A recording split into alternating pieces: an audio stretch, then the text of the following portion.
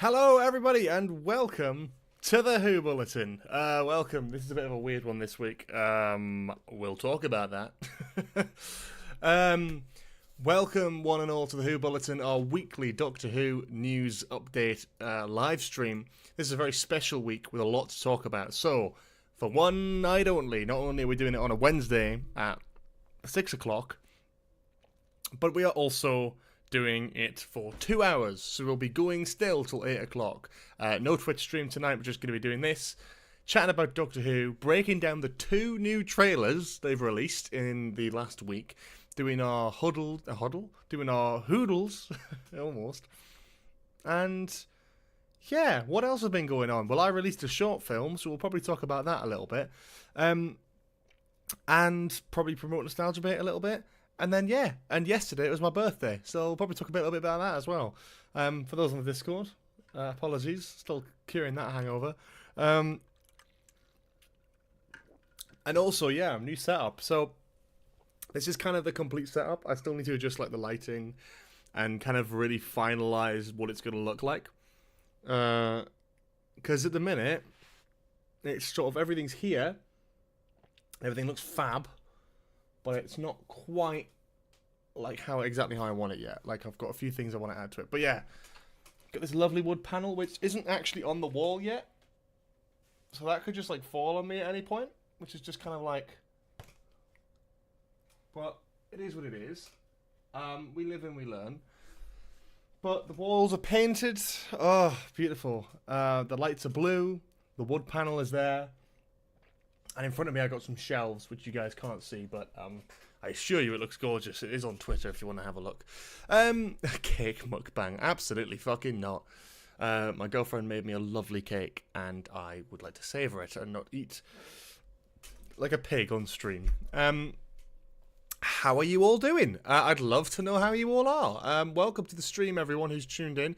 Cybernova DW, Mr. XD Gamers YTE913, Oosh, Mr. Scarlo, Dr. Master, Doctor Who Mania, Draw with Cameron Smith, and yeah, welcome to everyone else who's watching but hasn't yet messaged the chat. Oh, I don't even know where to start with this week's news. It's going to be a bit of a slow one. There's obviously a lot's gone on, but that's why we've got 2 hours, because I want to kind of slowly go through it. Don't want to rush myself.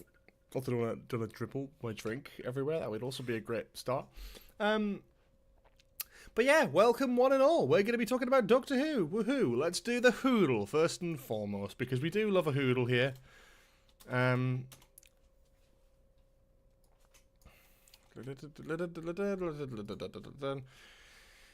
So last week, the episode would have been the 25th.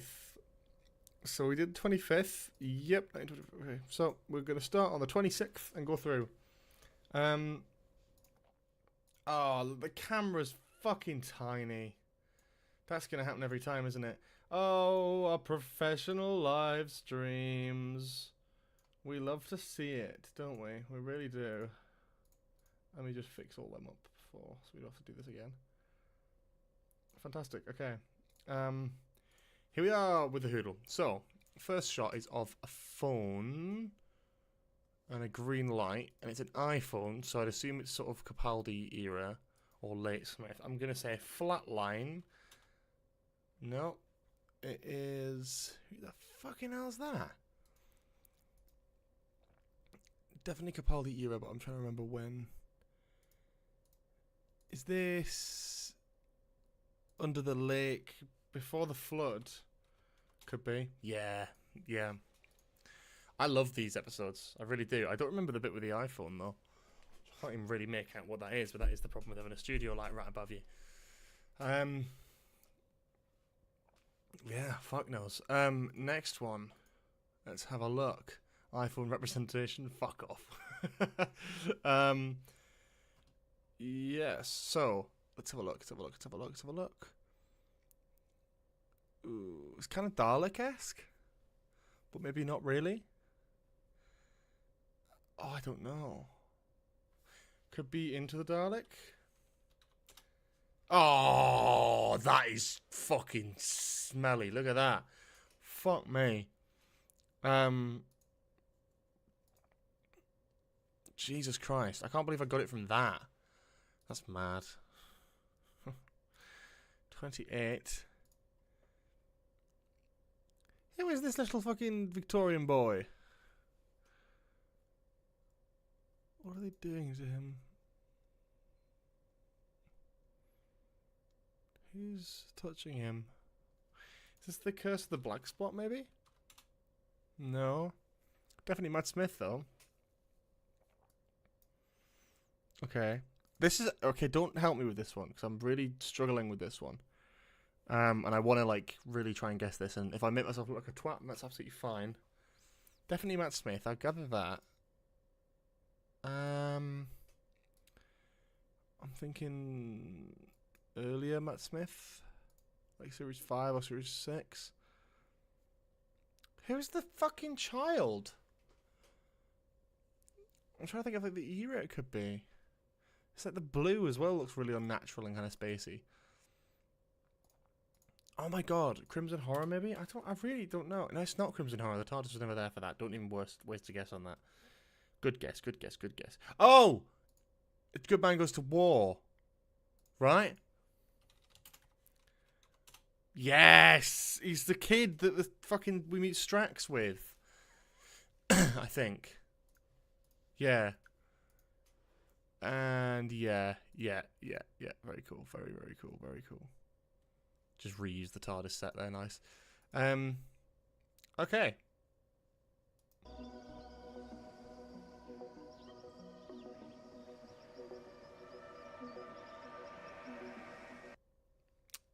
Ghost Monument or Orphan 55? I'm going to go Orphan 55. That's embarrassing. That is actually fucking embarrassing, by the way. This is Orphan 55. I mean, no. Yeah. So it's definitely... My thought process was... Definitely Sega Nakanola music. And a sort of like wavy kind of thing. And then there's also like nature. Like birds tweeting. There's not many episodes where the birds are tweeting. Gonna let me have a look, or I'm gonna have to bark at you. Because I will. I don't remember that. We have one advantage over them. Oxygen. That might not have got me either. As green as the hair on her head, Silas. Yeah, that one would have got it, yeah. This is Orphan 55. And that one, obviously, yeah. Stalker.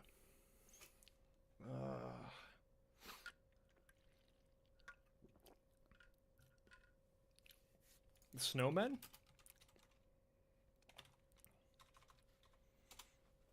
Flirt. Amy, right.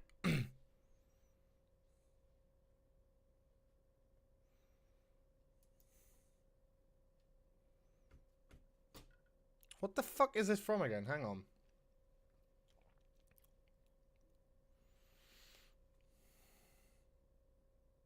Oh, I can't remember the exchange. I can't remember what the actual fucking episode was, though. Big Bang? Husband. It's one of those ones. It's one of those ones, yeah. They're all there.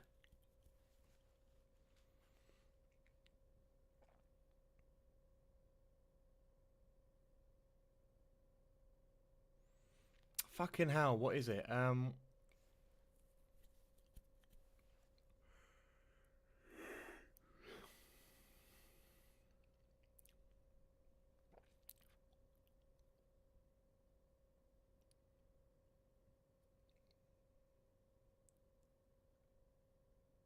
Stalker. Oh, what the fuck? What episode is it?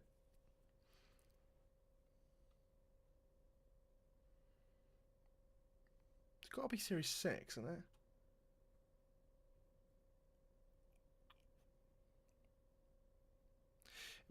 Impossible Astronaut, maybe? Yes! Stalker, flirt, husband, Rory the Roman, oh come here. Oh, Stetson now, Stetson's a cool. I do remember that. Oh my god, yeah, that checks out. That could be fucking anything. That could literally be anything. Town Called Mercy? I don't fucking know.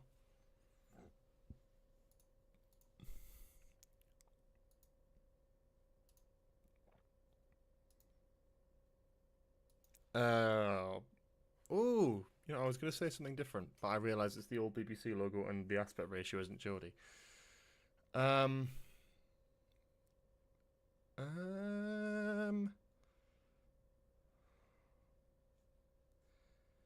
Thank you, Paradox Productions, for the happy birthday wishes. Much appreciated.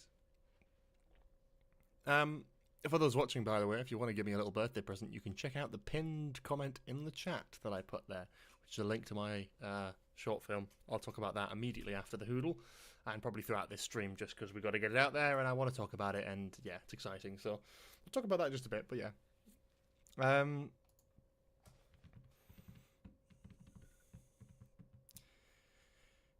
What the fuck is this? Eaters of Light, maybe?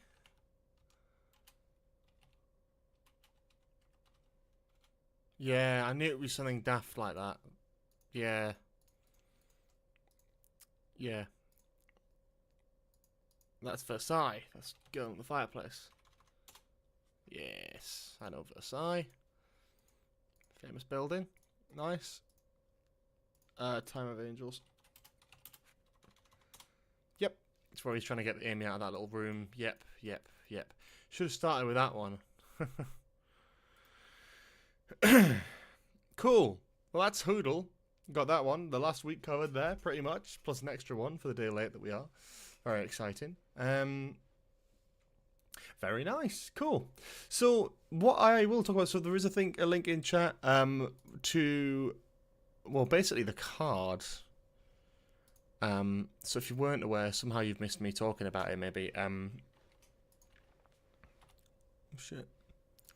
If you've missed me talking about it throughout this stream so far and just all over social media, I have made a short film. I made a short film. I wrote and directed it. It's my debut short film. It's not very lighthearted or funny. It's more of a serious film. A little drama I did 3 years ago. And we've just kind of wrapped it up and finished it now, which is really nice. So it's amazing to have it out there and to be able to like celebrate it and talk about it. The film is available here on this YouTube channel, so please do check that out if you haven't already. I'd love it. I mean, I'm really like baffled already by how many people have watched it. I thought because it's nothing to do with Doctor Who, nothing to do with anything that people are interested in, that it wouldn't get many views, and I accepted that and I was happy with that. But hell, we were like 850 views already, which is crazy. It's not even been a week yet since it's been out. So now in the back of my mind, I'm like, let's get that to 1,000 views. That'd be fantastic. So you can watch it on YouTube. And if you've got any questions, please do put it in the chat and I'll answer them in just a minute. But yeah, it's on YouTube here. It's the whole short film. You can watch it. It's in 4K. So fucking... You can watch it in the highest quality. Just make sure you turn off YouTube's stable volume feature because that fucks you over. And you can watch the whole thing. And it's something that we put a lot of hard work into and something I'm immensely proud of. So please do check it out. Would absolutely love you too. And yeah, that's all I'm going to say for now. The link in chat, in the pinned comment in chat, is to a card which appears here, and that will take you to all the important links. And I would love if you check out at least a few of these just to sort of give it some love. You can watch the film, of course. I've just shown you that link. The making of our Nostalgia Bait episode, of course, which is the episode sort of behind the scenes of how we made the film. Oh, I've just got rid of the card. Nice. Nice, George. Nice. Oh, dear. I'm an amateur at this. You can check out the behind the scenes and outtakes of the film, which were quite fun. The music, the soundtrack is actually coming out tomorrow, so you can pre-save that right now on Spotify, Apple Music, etc.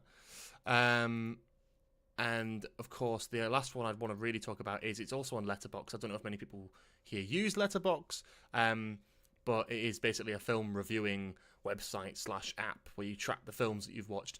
So if you have watched Small Talks, please do go and list it on Letterboxd. You can just list it as you've watched it. You don't have to give it a rating. You don't have to review it. But if you want to give it a rating, you want to give it a review, then please do as well. any logging of this film on this website really helps me out massively. It helps people find the film, it helps people be aware of the film, and it helps get it out there. Doesn't matter whether the reviews of it are amazing or poor or whatever. Be completely honest. If you're going to put a review, I'm not going to beg you to give us 5 stars, of course. If you'd like to, that would be greatly appreciated. But please do check it out. And if you have watched the film and you have got a Letterboxd account, make sure you go and list it on there, because it's on there, and you can add it to your profile and add a little review as well to say it's something that you've got on your film list for that year. And look, directed by George Sheard. How weird is that to have me on an actual filmography there on Letterboxd? That's very scary. So yeah, if you have Letterboxd or you haven't and you want to sign up to it, please do check it out. Go and do that. And that's all linked in the card, which is linked in the pinned comment in this chat. So go and check that out if you want to. And I'll put another link to it in chat now. If you have any questions about the film, obviously throughout this live stream, please do feel free to ask. Don't shy away from that. I'm very proud of it and I'm very excited about it. And this is sort of like the chance I've got to talk about it and shout about it. So, yeah, really appreciate that. Dr. Master said, how long did it take you to write? Me and my mate wrote a short film script really quickly and we can't find any faults in it, / not many tweaks. I don't know if that means it'll be shit. A good script isn't always about longevity, about like how long it takes to write something. You can write something genius overnight, or you can take 2 years to do it. It doesn't really affect it. I'd say like you've got to take a little bit of time. I think small talks from the first conception to the final like shooting script was about 4 or 5 months, but that wasn't 4 or 5 months of actively working on it. That was 4 or 5 months of various different writing sessions where I'd give it a good go and then come back to it, and a lot of those things change when you actually come to shoot things as well. So it's like, oh, if you can't get this set, originally it was supposed to be at like a petrol station, half of it was set, but that ended up being a cafe because that was the location we secured. So then the script ended up changing alongside that. And then I also changed the script with the actors on set as well. So there was never a final like deadline of how long it took from the start to end, but it was approximately around 4 months of on and off work. If you've written a short film script and you're happy with it, then great. But the one thing I would always suggest is to find some friends, sit in a room, and read through the script with them, where they can read the script on a bit of paper, but also read it and you read it out to them. And then you really see like if they have any notes, if they have any things that they don't like or do like, just encourage them to be critical and to pick out any holes in it and pull it apart, because that's only going to make the film better in the long run. And I always think, especially with a short film, if you're planning on putting money into it, you're planning to put your money or other people's money from fundraising into a film, you want to make it the best it can be, and you don't want obvious holes in it. So you always need to put your pride aside when you're writing and showing people, and just show people, see what they think. And if they have criticisms, then yeah. But yeah, I think there's also like a level of it of just like also knowing the etiquette of writing a script takes time, and how you write might be different to how someone else writes. Never write like every other writer, because every writer has their different styles. I read a Chris Chibnall Doctor Who script once and then started writing a script off the back of it, and then like learned my lesson of how not to do that, because he has some kind of poor methods like the beats. I don't really like that in Chibnall scripts now, but at the start I read that and thought, oh, that's normal, that's how you do it in the industry. But that's not, there's no right or wrong way of writing a script. It's just so people can follow it and people get what you're going for and people can appreciate and understand it. So yeah, the more detailed the merrier. But yeah, please do check out my film Small Talks. It's on YouTube now. Would really appreciate it. Let's try and get up to 1,000 views if you can. Comment on it, like it, all that sort of thing. But yes, let's talk about Doctor Who. That's what you're all fucking here for. So let's talk about that. There was a brand new trailer, which I have only watched a couple times. Now, it has to be said, I did really like this trailer. I did really like this trailer. I can't lie to you all. I did like it. My initial instinct was, shit, like, I'm not sure about Season 2, and I'm worried about Season 2, and I'm like, I want it to be really good, but I just don't have confidence that it will be. So, coming into watching this trailer, I had very low expectations. But since watching it, I am, it has to be said, quite impressed with what they're doing with it. And I am very excited, actually, coming off the back of it, that it looks and feels proper, and it looks and feels like Doctor Who, and that's all you could really want. So in terms of dialogue, let's keep the captions on, but let's So what I'm going to try and do here is break it down in a way of which we can kind of understand it. So try and mark which episodes are which and what I think is happening. And then we can kind of go through the episodes individually after. So I'm going to start by going through and going, this is episode 1, this is episode whatever. And kind of add to that. And then, yeah. And then we go from there and work out what the separate episodes are. Because I think we've got enough information and we've seen enough shots where we can probably identify 7 separate episodes. And I think the finale is a 2-parter. So in that case, I think we can like separate to 8 full episodes. So yeah, I think this is episode 1. Straight off the bat, it's no surprise. Belinda's on Earth in bed in her house. That's like the whole arc seems to be about getting her home. So I kind of like the idea of it. Because this is definitely episode 1. We see a spaceship land in her garden. We've seen this shot a few times, and we'll see this spaceship again. In this shot, we see her obviously having gone to see the ship and then getting teleported onto the ship, maybe. Actually, not even that. I think we see a shot in another trailer where the robots actually break into her house, a little bit like Carvin, Easter, and Dan. So I kind of feel like, yeah, they broke in, took her, teleported her up onto the ship, and then the ship is flying away. Looks a bit of a classic kind of ship. You've got like these sort of, I don't know what you can call them, like stands for the rocket. It's very Wallace and Gromit Grand Day Out design of rocket. Very classic rocket ship design, which we don't really see very often in Doctor Who. And then we get some sort of homeworld alien planet thing. It does fade out before we can really see anything, but we can see some humanoid people here. Whether they are slaves or in charge or working with these robots, it's unclear.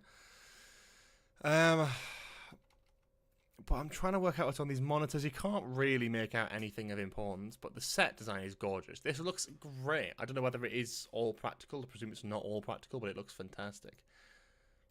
Then you've got this episode, which is, I believe, episode 3. They're on some sort of mission whereby they're putting on the spacesuits and the helmets, which are really cool design, and then they're dropping down to like a planet surface below. It's unclear as to exactly what is going on here. We'll go through the dialogue later, but that is very interesting, and I'm very excited about how that looks, because it looks like a great episode. Anyway, but I think, if anything, that's probably the one I'm least excited for, to be honest, just because I'm like, it looks the more... Doctor Who spacesuit episodes always tend to be kind of like meh for me. Like, the last ones I'm thinking of, like, recently, like Kill the Moon or the opening of Power of the Doctor, like, definitely more than that, I'm sure. Then we've got this, which is a giant sort of spider-like figure, which has this really cool design of all these sort of like felts and materials over the legs. There's also metal in there as well, which is really cool. So it would imply that this is something quite new. We'll get back to this. I think this is going to be either episode 5 or episode 6. So we'll get back to that one. And then we've got this shot here, which will either be from the finale or... so this could either be episode 4, 7, or 8. Episode 4 is believed to be the Ruby episode, which is the Dr. Light episode based on Earth with Ruby, this random monster and unit. Whereas the finale is also set on Earth in the modern day, and I do also think includes Ruby, for example. So this is really cool, and I talked about this on Twitter. Like, I love this. This looks to be Kate Stewart, and it looks to be unit headquarters to some capacity. And she's walking past a lot of doors to a lot of big cells. And I love the idea that there are monsters, live monsters and aliens trapped in these places. UNIT was all about scientific research of aliens and alien incursions and stuff. But it was always more about the science and more kind of good. But they did have some dark spells throughout the Pertwee era, for example, and throughout the general classic Doctor Who era. There was definitely ups and downs of UNIT's morals.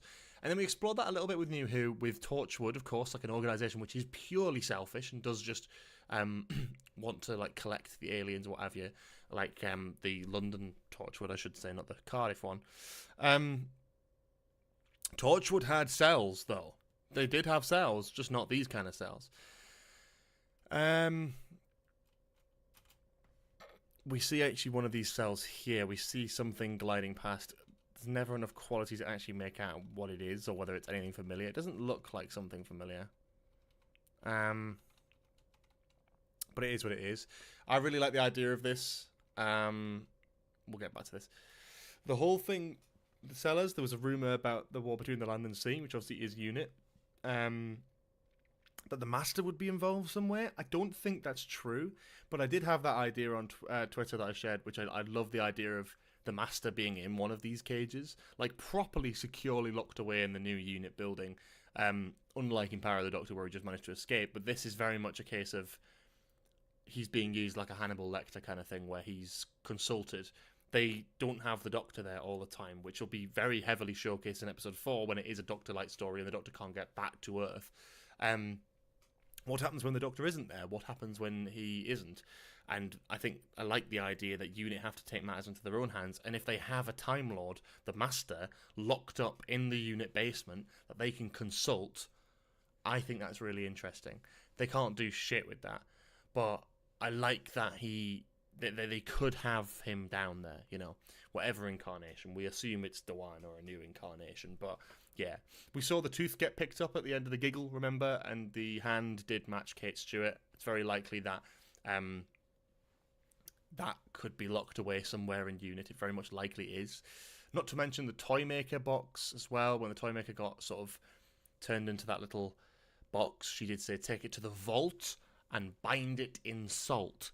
I personally believe, my apologies, I personally believe that this is the vault. This is the vault. And the binding in salt, I think the Toymaker is in one of these rooms. Bind in salt. Bind it in salt. And I think the Master's gold tooth, or the Master, is in one of these as well, as other random monsters and all that sort of thing. So we will wait and see, but that's my theory anyway. We have this shot, a lot of business people walking past in their jackets and coats and all that sort of thing. And the Doctor dressed in a lovely suit with a lovely little bowler hat. It's a great look for Shooty. And then you've got this sort of dinosaur-like creature, but like skeleton sort of climbing and shouting. So my theory, this is from the finale. And I think something has happened. I think it's, for me, what I'm getting is, with the finale, this is my hot take theory, I think we're getting a mix between Lie of the Land and the Wedding of River Song. I think we're getting time zones and stuff mixed up. I think we're getting dinosaurs and whatever like mixed into like the modern day, but it's less of a time thing and more of a mysterious thing, because the Doctor also doesn't know what's going on. I think the Doctor is just going about his everyday life. The promo photo that they released was him standing in the doorway of a house. I think he's going to work. I think he's got a job. I don't think he knows he's the Doctor. I think whatever happens in episode 7 ends with the Earth and the universe being completely fucking different and something's completely messed up, and I think it'll be down to another character to save the day, whether that is Belinda or whether that's Ruby. I think it's Ruby. I think Ruby will come back into play. I think there's going to be something about Ruby which is going to be important here, and it's unclear as to what, but I don't think Shooty's just going about his day. I don't think the Doctor's just going about his day knocking about. I don't think he'd be doing that. I reckon genuinely that he either knows or he's been brainwashed or he doesn't know. And yeah, I'm getting very much like a Peter Capaldi in Lie of the Land situation. I'm getting very much a Wedding of River Song situation with all the times mixed up. But that would make sense with the giant skeleton thing here just roaming around a housing estate. But we'll get back to that, of course. This, I am not too sure with this outfit where this could take place. But I like the idea of this. The time thing is cool. That could even be from the first part of the finale, to be fair. That could even be from episode 7, where things are starting to go wrong. You've got this as well, which I also think could be from the ending of episode 7, like something, oh Christ. I think this could be something to do with the cliffhanger in episode 7, so that's my theory again. It is confirming we've also got Mel back.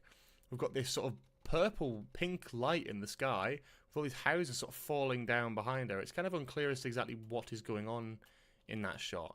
But again, this is what I'm saying. I think powers are at play, big powers are at play, and whatever's happening, Mrs. Flood is definitely involved somehow.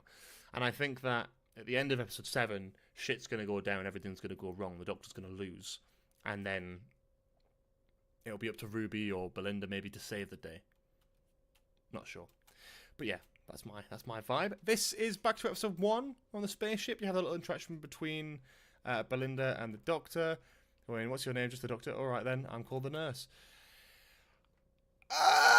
I'm a little bit torn on this one, because it's very, very similar yet again to dialogue we had between the Doctor and Martha in Smith and Jones, where it's like, oh, I'm the Doctor. Oh yeah, me too, when I pass my exams. It's very like, oh, I work in nursing. You're the Doctor. Let's make a thing about that. Again, just leans into that area where I'm like, I really don't like that way. I really don't like the way sort of taking elements of previous companions to make new ones. I'd rather it just become something completely original and new. And I hate it, especially when it's from the same writer. That hits harder for me. Now, I like it. It'll probably just be one line. And I'm happy with her being a nurse. There's no problem in that. That is interesting. And I wish we had that with Martha for longer, because it was an interesting trait to have. But I really hate that they're reusing elements like that. And there's been a lot of things pointing this out recently as well, with different lines and all that sort of thing here and there. It's just like, I wish we'd come up with something new, because everything happened to be original at some point, you know? Anyway. Also from episode 1, we get this shot again in the Disney trailer, which we'll go through, the German Disney trailer. And this is actually where Belinda steps into the TARDIS for the first time, and we get dialogue between them. I'm not sure this is from episode 1. It's a very clever little editing trick. I know she's looking up here, but I don't think she's looking up at the screen. Clever little editing trick, though. Clever way of telling the audience from the back that we're going to be doing this. The whole thing of, ooh, something's already connecting us. Which, again, plays into Clara and, like, the impossible girl kind of thing. Oh, I've met you before. The only difference is, of course, with Mundy, is that she didn't die at the end of Boom. She was actually alive. So it does make you wonder, can we go back? Can we go and see Mundy again? Very interesting. I'm not sure, but we could just find out. Do a DNA test. I don't know. It surely feels like an easier answer than what the Clara situation would have been, where you can't recross your own timeline, but you could go and see Mundy again when she's older. No reason why not. But yeah, very interesting. She discovers that it's a time machine. He says the name of the episode she previously appeared in. Boom. Then we get a shot from episode 1. So there's that rocket ship I was telling you about again, right there at the right-hand side of the screen, and the TARDIS is chasing her. It's unclear as to when the Doctor gets involved with this story. Is he going to be... Is he chasing her down? Does he know she's been kidnapped? Maybe he silenced the rocket or something. It's very unclear, because how can we get the Doctor in current day, modern day Earth, and then suddenly he can't return when he needs to? That's what I'm kind of asking the question of here. So we get this shot again from that earlier... I'll keep pressing that button. From that earlier room that we saw from episode 1 with robots and these people. I do wonder, why have they taken Belinda? Great robots as well, really cool looking, kind of like very space age, new kind of look, which I quite like. Another shot of the TARDIS in space, kind of unclear. I don't love this in terms of the positioning of it. It just looks a bit odd. Like that, do you not think this looks a little bit off? It does to me a little bit, but it is what it is. She obviously wants to get home. He's trying to get home and it's not happening. I like the distortion of the lens. It's a really cool effect, whether I think probably done practically, to be honest, which is quite cool. We'll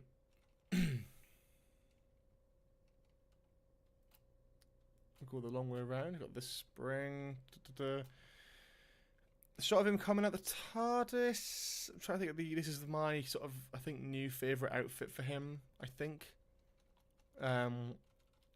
It's unclear as to what episode this is from, to be honest. I'm not 100% sure on that shot. That could be, he's got a good few outfits in this season.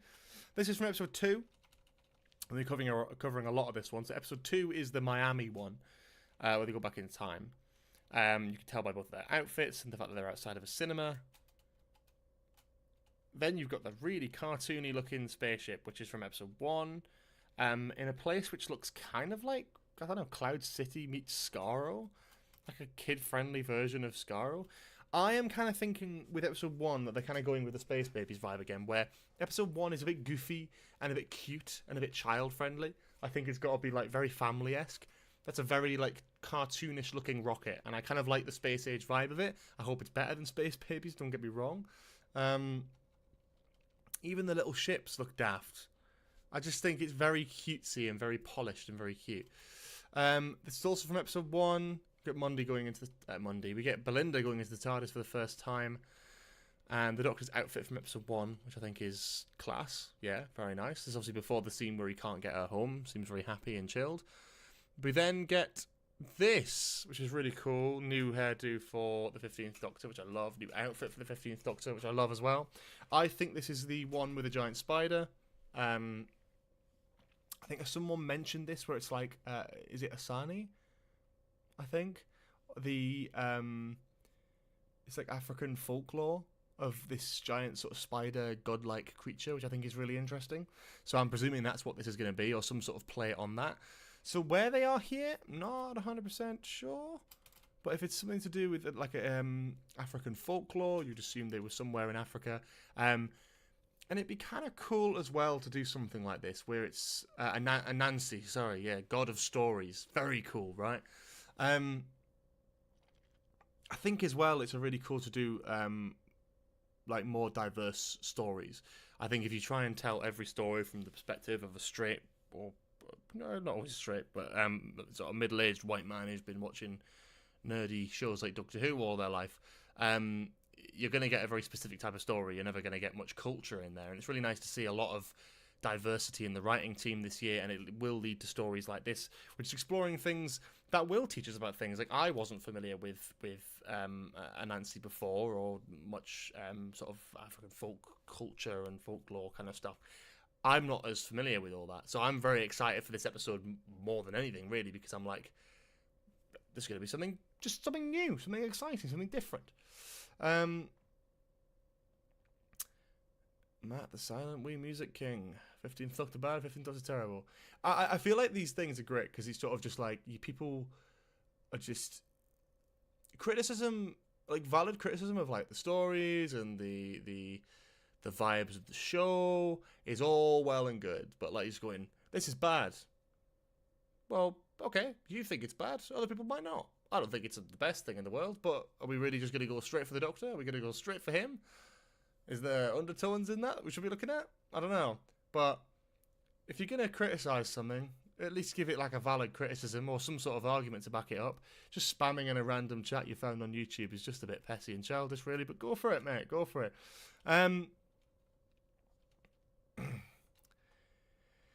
You've got this from episode 2, which is really nice, of them sort of dancing on the TARDIS. My only concern with episode 2 is it's very similar to the Devil's Cord so far. We've got some sort of god, some sort of harbinger. It's based in the past, but like recent past. And you've got like these cool sort of modern outfits, and we're getting them dancing around the TARDIS. I've just worried we're getting very similar scenes. It's like we've only had like 9-10 episodes of this era, and it feels like we're repeating stuff already. I just get a bit worried with that. So I'm hoping that episode 2 is really good and completely different to Devil's Cord.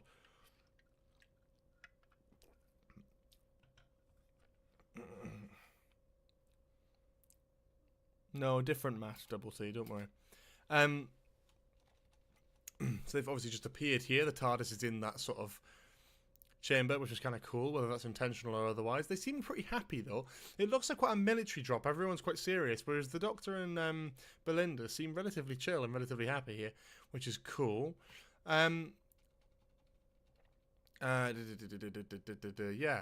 A lot of people pointing out as well that they've got like a big V on there, or like a downward arrow on a lot of their outfits and their shoulder pads. So a lot of people are trying to connect this again to Villain Guard, which is also a cool connection that links back to obviously the Christmas special, Boom last series as well, but also links back into, of course, Mundy Flynn, who is played by the same actress who plays Belinda, which is cool.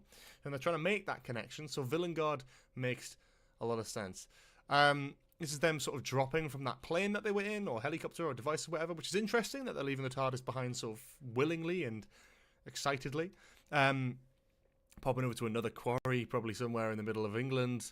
Classic Doctor Who, love that. They've got this cool device. Oh, sorry, we missed a shot there. So this is from episode 5, I believe.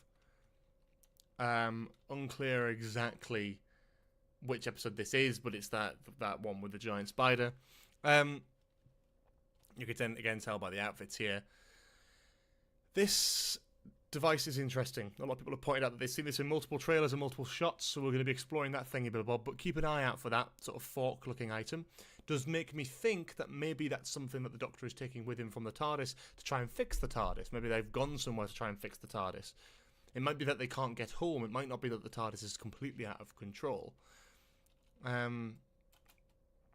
Gorgeous shot here, and then we can talk about this. So I'm very excited about this, personally. I'm very, very excited about the I'm very excited about this Eurovision episode because, like, how fucking cool is this? I just think it's a great idea, one, for the promotion of the show, but two, just conceptually is just interesting.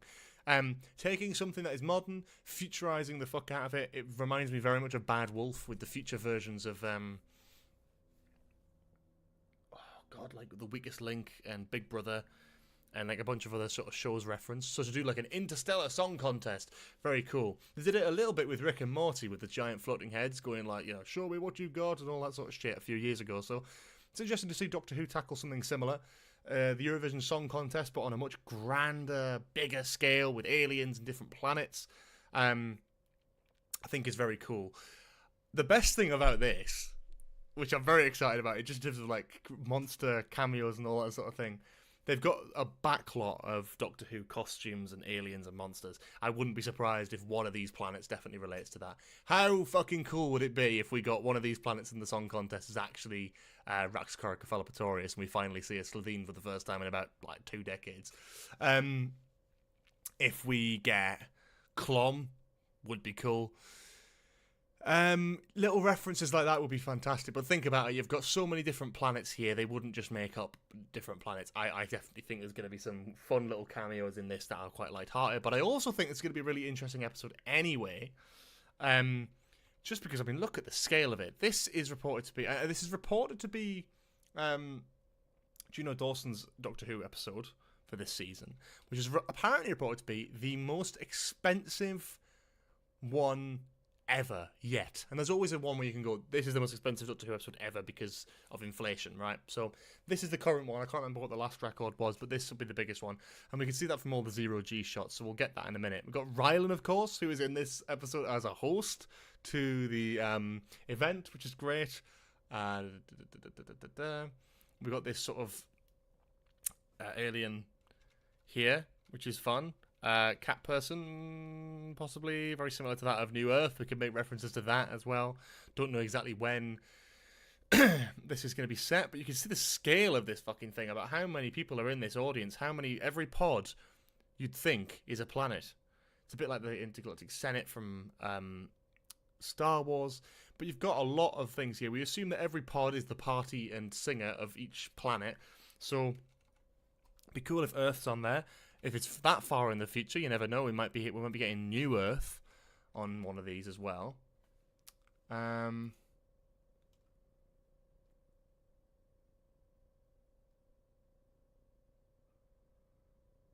Jesus Christ! Yeah, ban that motherfucker. Jesus. Shut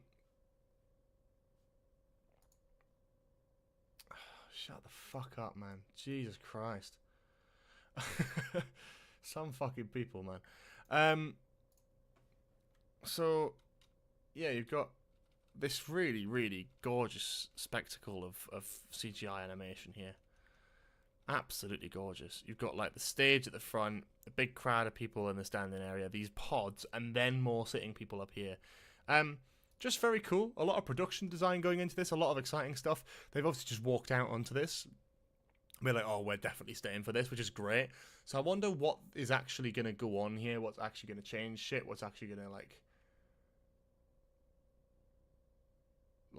yeah, what's going to happen, what's going to change here, like, what's going to make this a Doctor Who story. Well, you've got Mrs. Flood in the crowd, which is quite interesting.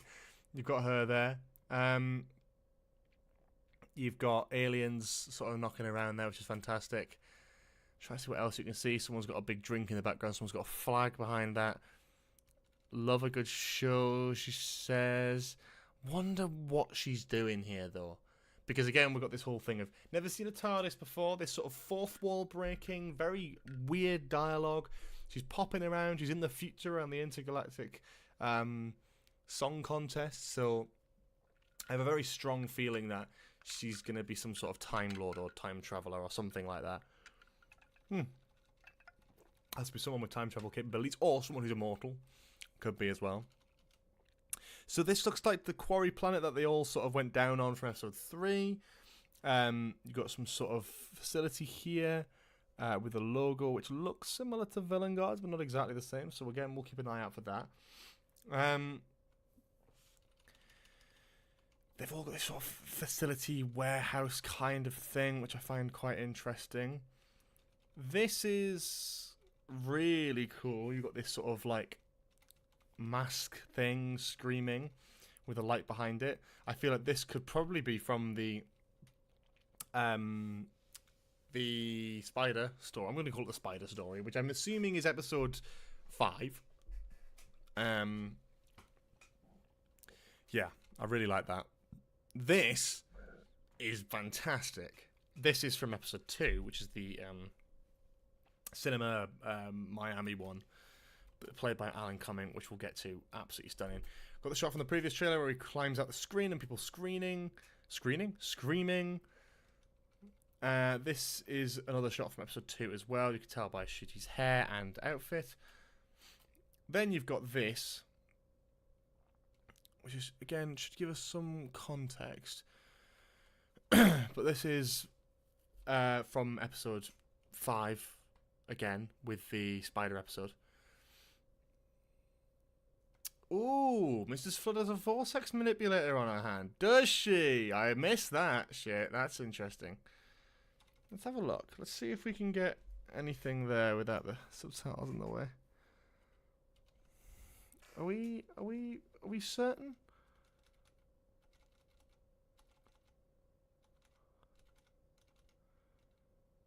That could be a vortex manipulator right there, man. That could definitely be some sort of device.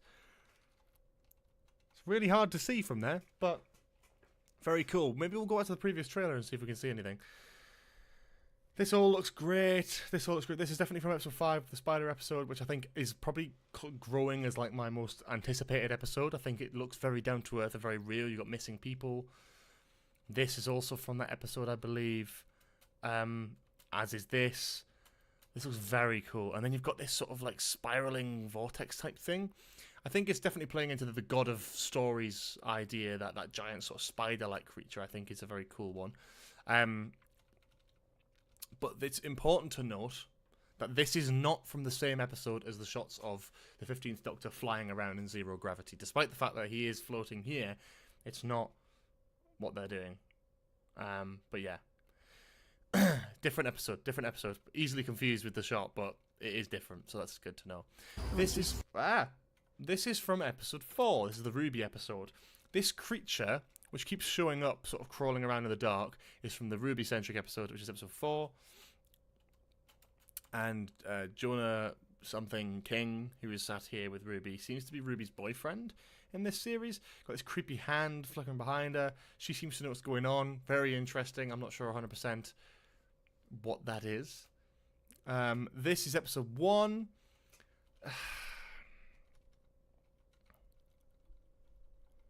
I'm just really like kind of mixed on this, to be honest. It looks very cool, this cityscape. I'm very impressed by it, but I'm almost like, what are they fighting? And there is a shot in the Disney trailer which implies that it could be Daleks, and I really hope, I kind of want it to be, but I don't want to get my fucking hopes up. This looks cool. We always thought this was sort of very Scarrow when we first watched it, but the ships aren't Dalek, and the city isn't really that Dalek-y, but hey, it looks pretty cool. Then you got this shot of the robots fighting. The robots are aiming. You can see this robot here is aiming at this guy who's coming down in a vest, sort of wearing like a red vest, and he's sort of coming down here. There's also a throne at the front of the room. It's very interesting to see if there was someone in charge of this who's going to be in this episode. We've also got, again, so that's someone who's been shot by So they're wearing jumpsuits. These are the people who were working with the robots, it's believed. He's been shot by an orange bolt and turns blue and then gets disintegrated. That's them clearly reacting to that, because this is also from episode 1. This is episode 2, which is really cool. We get that. This is the Eurovision episode by the looks of it, I think. Let's just double check that. It looks like the Eurovision episode. Different shots, though. This is probably the Eurovision episode. Oh, look at the amount of people flying up in the air with the 0G. That's really cool. So I have a feeling that's the Eurovision episode. This is a transition, because it fades here. So if that's... This could be from the Eurovision one as well. The TARDIS flying around. There looks to be other things floating around in 0G as well, so that could be interesting. It's kind of hard to tell from that angle what these pods are, though, whether they're the pods from the previous one or not. They could be. I think they very much could be, actually, yeah. Yeah. So this could both be the Eurovision episodes. Very cool shots. This one is the spider episode again. Just given what Belinda's wearing. This is from the Eurovision episode. He does not look happy. Then we've got a few things to look at. We've got these robot guys being shot at. Look at their cute little guns. Look at this old sort of retro space age kind of shit. I'm kind of fucking with this the more I see, you know. Cool aesthetic. Then blown up. Then we've got some sort of new mysterious ship that we haven't seen before phasing in. There seems to be like water coming off the top here. So my theory to what this is I think this ship is actually where the song contest is. Because you can kind of see in there that you've got like a sort of, you've got some effects coming off the top of it here. Sort of like an open roof and then some sort of red inside. And I would think that kind of feels like they've got the 0G thing with there. And this whole like bubble thing round it seems to be some sort of maybe like field where it's all like 0G or whatever. I'm not sure. But that, I'm guessing, is the Eurovision episode. Could be wrong. Then you got something really interesting here. Because this is from the finale, I think. This is from episode 7 or episode 8, 100%. This is from the finale. You've got the Doctor in his sort of pinstripe suit that we saw in the previous one. Belinda wearing something like a nightie or something like that. And then you've got these aliens in the background, it seems. Or maybe just normal soldiers with different weird helmets on. But they look interesting. Like, what is that helmet? Why is it, what are these guys? What is the shape of this ship? Why is it so wooden or fleshy, or how would you describe it? A lot of questions I have from this shot. And to me, this is one of the most interesting shots, because everything else I can kind of place in terms of what's going on. This one I can't.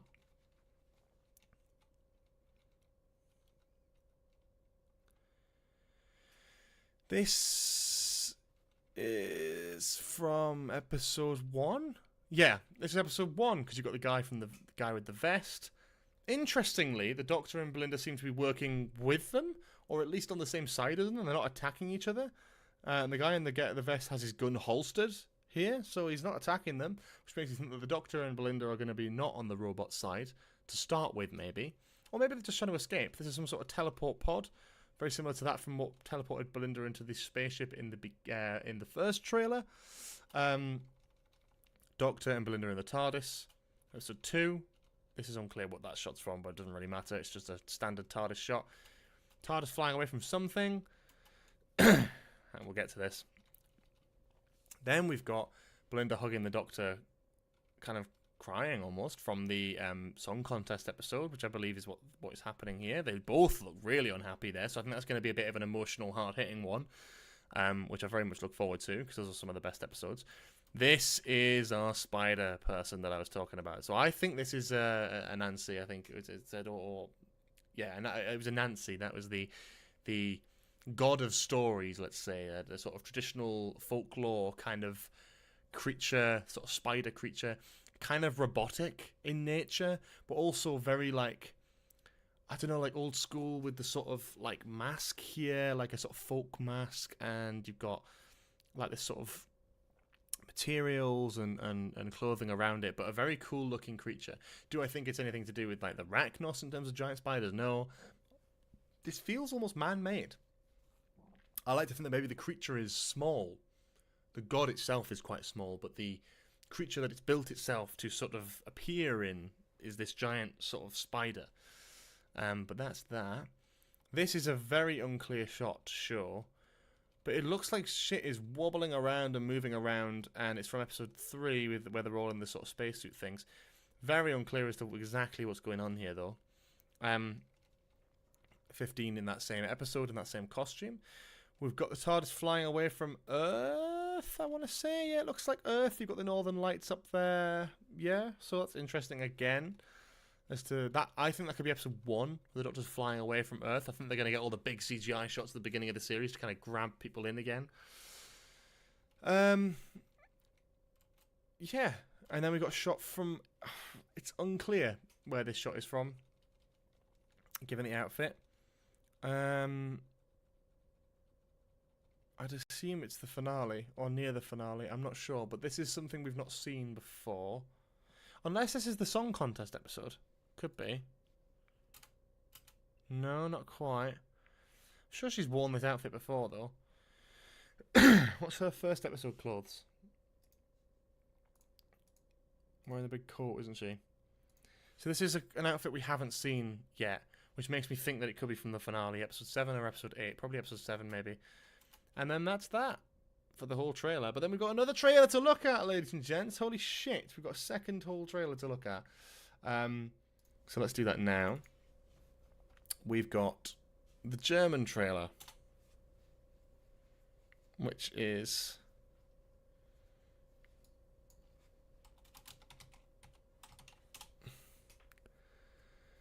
where is it? Disney Plus Deutsch.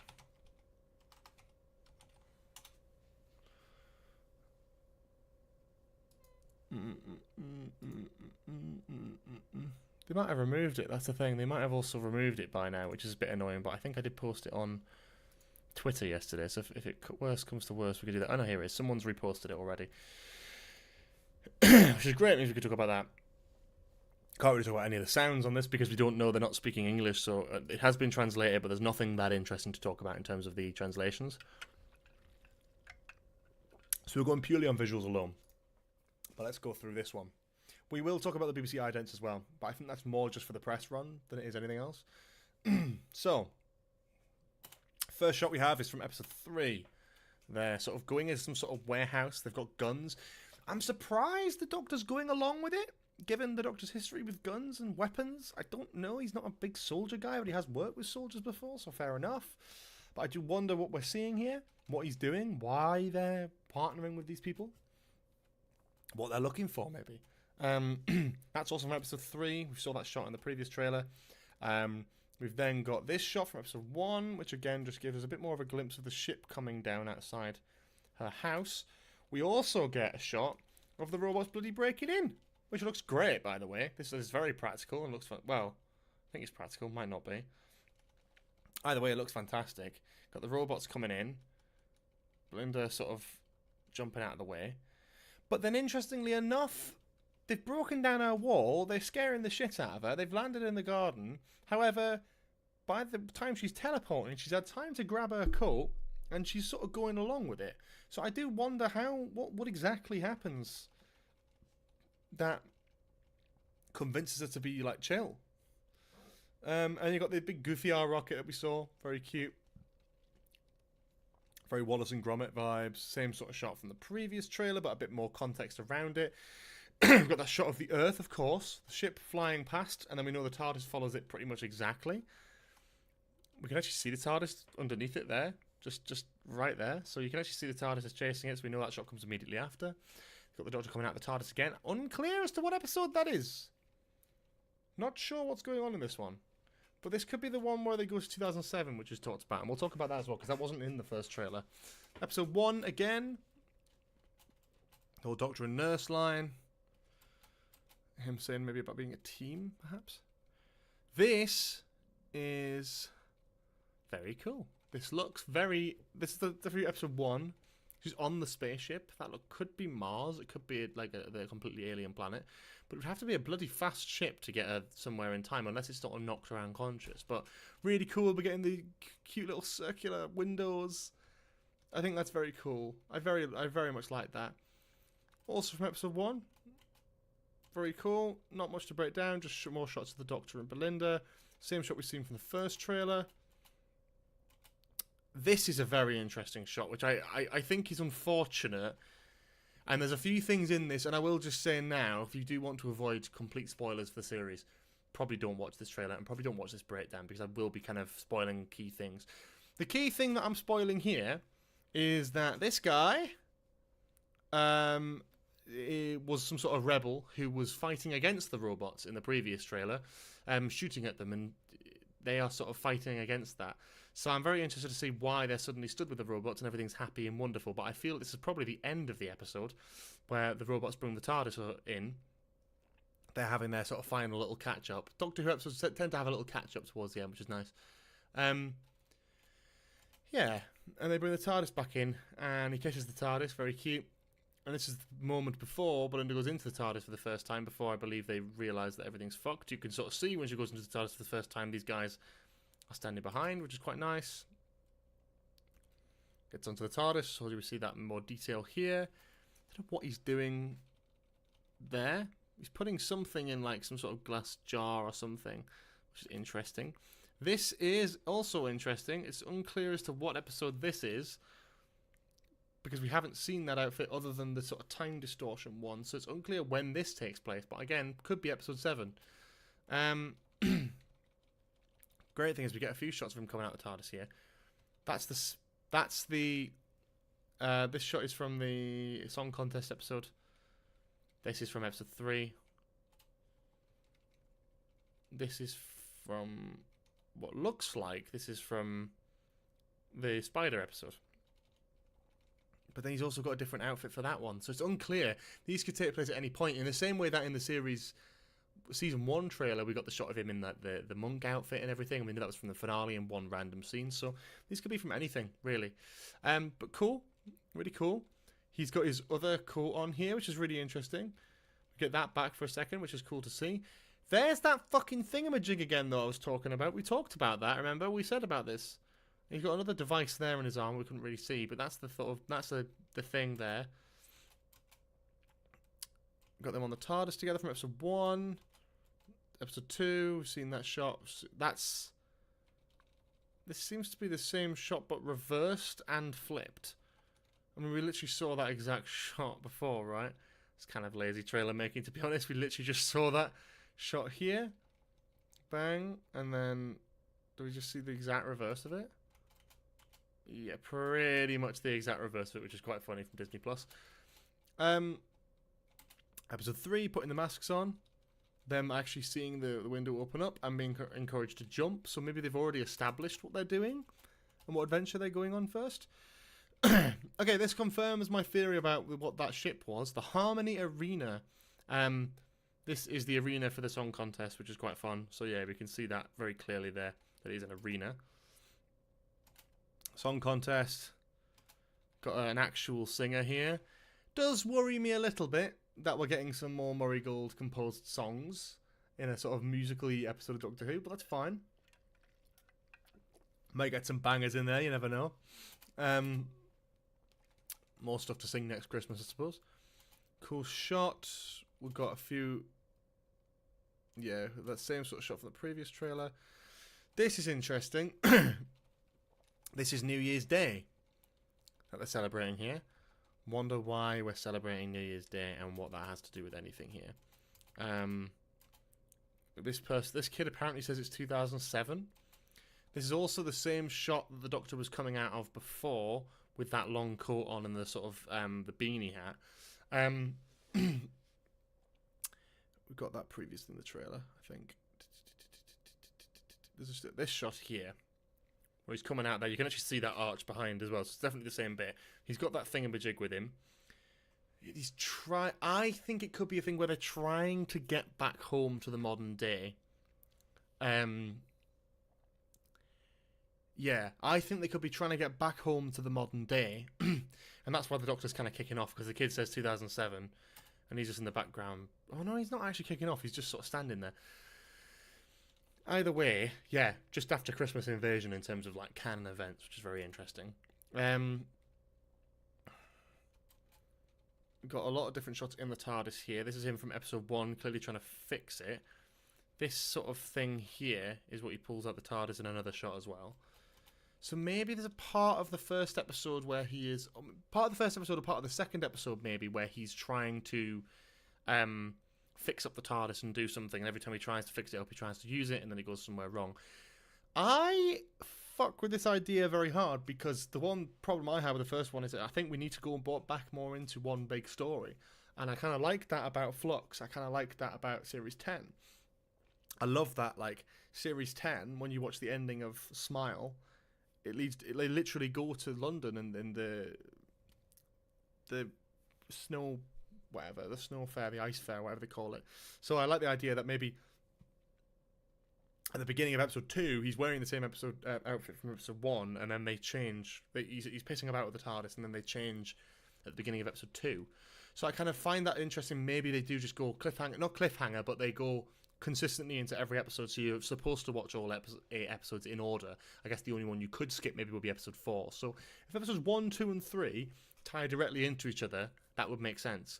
Belinda shouldn't be travelling with the Doctor for years. She should be travelling a little bit. And then maybe after episode 4, they're still trying to get home, right? So, yeah, interesting. Interesting. Then we've got this shot again from the first trailer, or the trailer we saw. They're sort of having a conversation with all these soldiers, which is very interesting. We don't really know the context of this. This shot is really confusing to me. So this looks like it's from the song contest episode.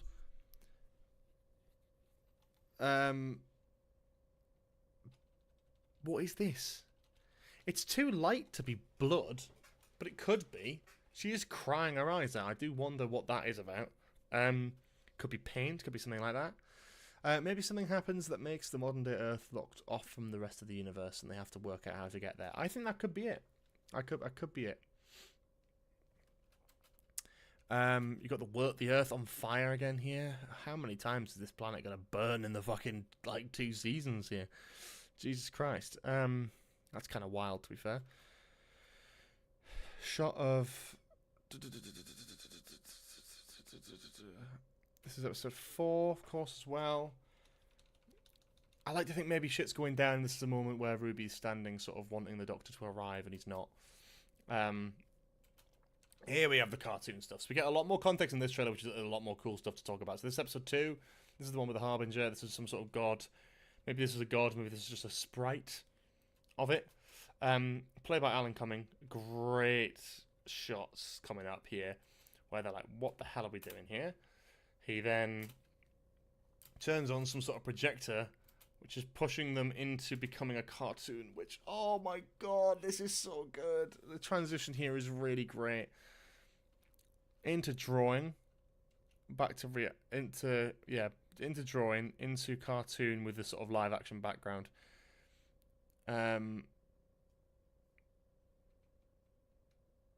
Is the 6th episode of Eurovision where Joe Martin's fugitive Doctor shows up? It's unclear. I think it's rumoured that episode 6 is the Eurovision episode. I'm not sure where you've got the Joe Martin thing from, though. And if it's some sort of Reddit leak again, source. If it's not a good source, I'm not believing it. It's a complete batshit idea of going, oh yeah, this is going to happen. Yeah, sure. This is great. I mean, the transition to this is really, really clever.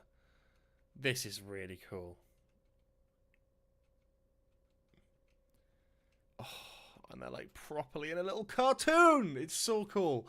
This is the kind of shit I would love to see with just with Doctor Who more often. Where if you're going to do stuff with gods and playing with the laws of physics and being a bit more magical and out there, this is the kind of shit I want to see. Lower frame rate, sort of animation style, very cool, very interesting, very creative as a choice. Really can't wait to see this sequence of the episode. Yeah, very, very cool. Again, these are shots from episode 5, I believe, the one with the big spider.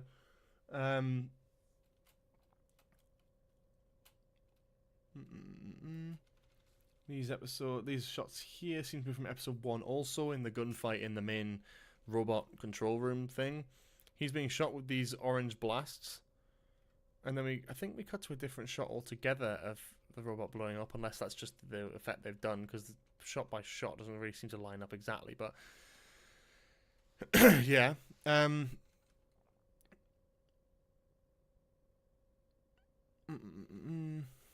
This is, I can't remember what episode this is. I'm getting lost with the outfits now. I think this is the song contest episode, to be honest with you. I think this is the one he was wearing for that, which is interesting. Running down the corridor in episode 3 there, and then we've got more shots of the title sequence. Again, not sure with this episode. Really not sure where to place this one. Episode 2. Episode 6 with the... I don't know where the Joe Martin things come from. Where has that rumour come from? I'm very involved in the community and seeing shit. I've never even heard that rumour, to be honest with you. I really hope they don't do that, because I feel like it would just be a bit too much. But I guess it kind of makes sense with them doing the whole... If they want to go back into it, then I'm more than happy to do that, because Joe Martin's brilliant. But either way, this is episode 5 anyway, the Eurovision episode.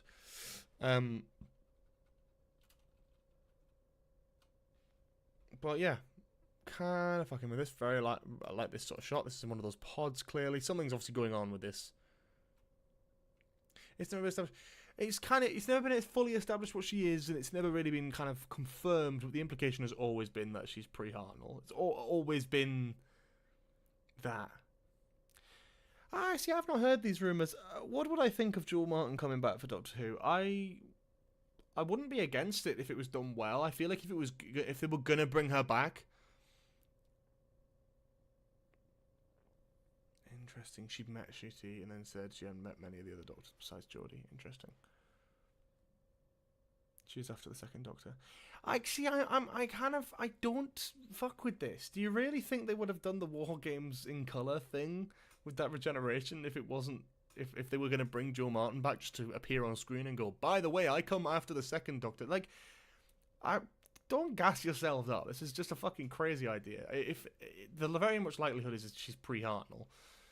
That was very clearly, like, not established, but definitely what Chibnall was thinking when writing it, and that's clearly what she was told when going on set. But yeah, we've never had a concrete answer, but it doesn't need to be sort of spelled out. Oh, if Ruby dies, that would be crazy. Would love that though. Just as an interesting story point, it could be interesting. What would you think of her being a future incarnation and her mind wiped? I actually like the idea of the future incarnation almost more than it being pre-Hartnell, just because it confuses things less. But it does mean at some point we're going to have to get to her, and then some point that Gallifrey is also going to have to be around at that point as well. So it does make more sense for her to be pre-Hartnell, but I don't know. I do like the idea of it. I love the idea of her being the next Doctor, and that being the next Doctor's big story, but, you know, it is what it is. Eurovision episode 3, episode 1 again. This is a shot that everyone is going crazy about. So, this is an orange bolt which hits this person and they seem to disintegrate again, but they go like to a skeleton first, which didn't happen in the other trailer. I am very, like, torn on this. A lot of people going, oh my god, if I saw this in a Doctor Who trailer, I'd be thinking, oh my god, the Daleks are coming back. This is part of the gunfight from this episode. It's very clear that the Daleks don't seem to be in this at all. If they do, it'll probably be a cameo, or it'll be something like the Mavellians. It'll be something like, yeah. Something like, is Destiny of the Daleks? Destiny of the Daleks? Fourth Doctor era. I wouldn't mind seeing that. But I don't think it is that. I don't think it is Daleks. I think it very much is that. Hence why that wasn't in the original trailer either, because I think that does confuse things a little bit. I just don't think they do Daleks. I like the idea of them doing a companion death and the Doctor flipping out and leaving the unit to sort of tatters and ruins. But let's not talk as if anything is confirmed, because it's not. We don't know until it happens on screen. It's always the same thing. Even with the bi-generation, it was like, that happened.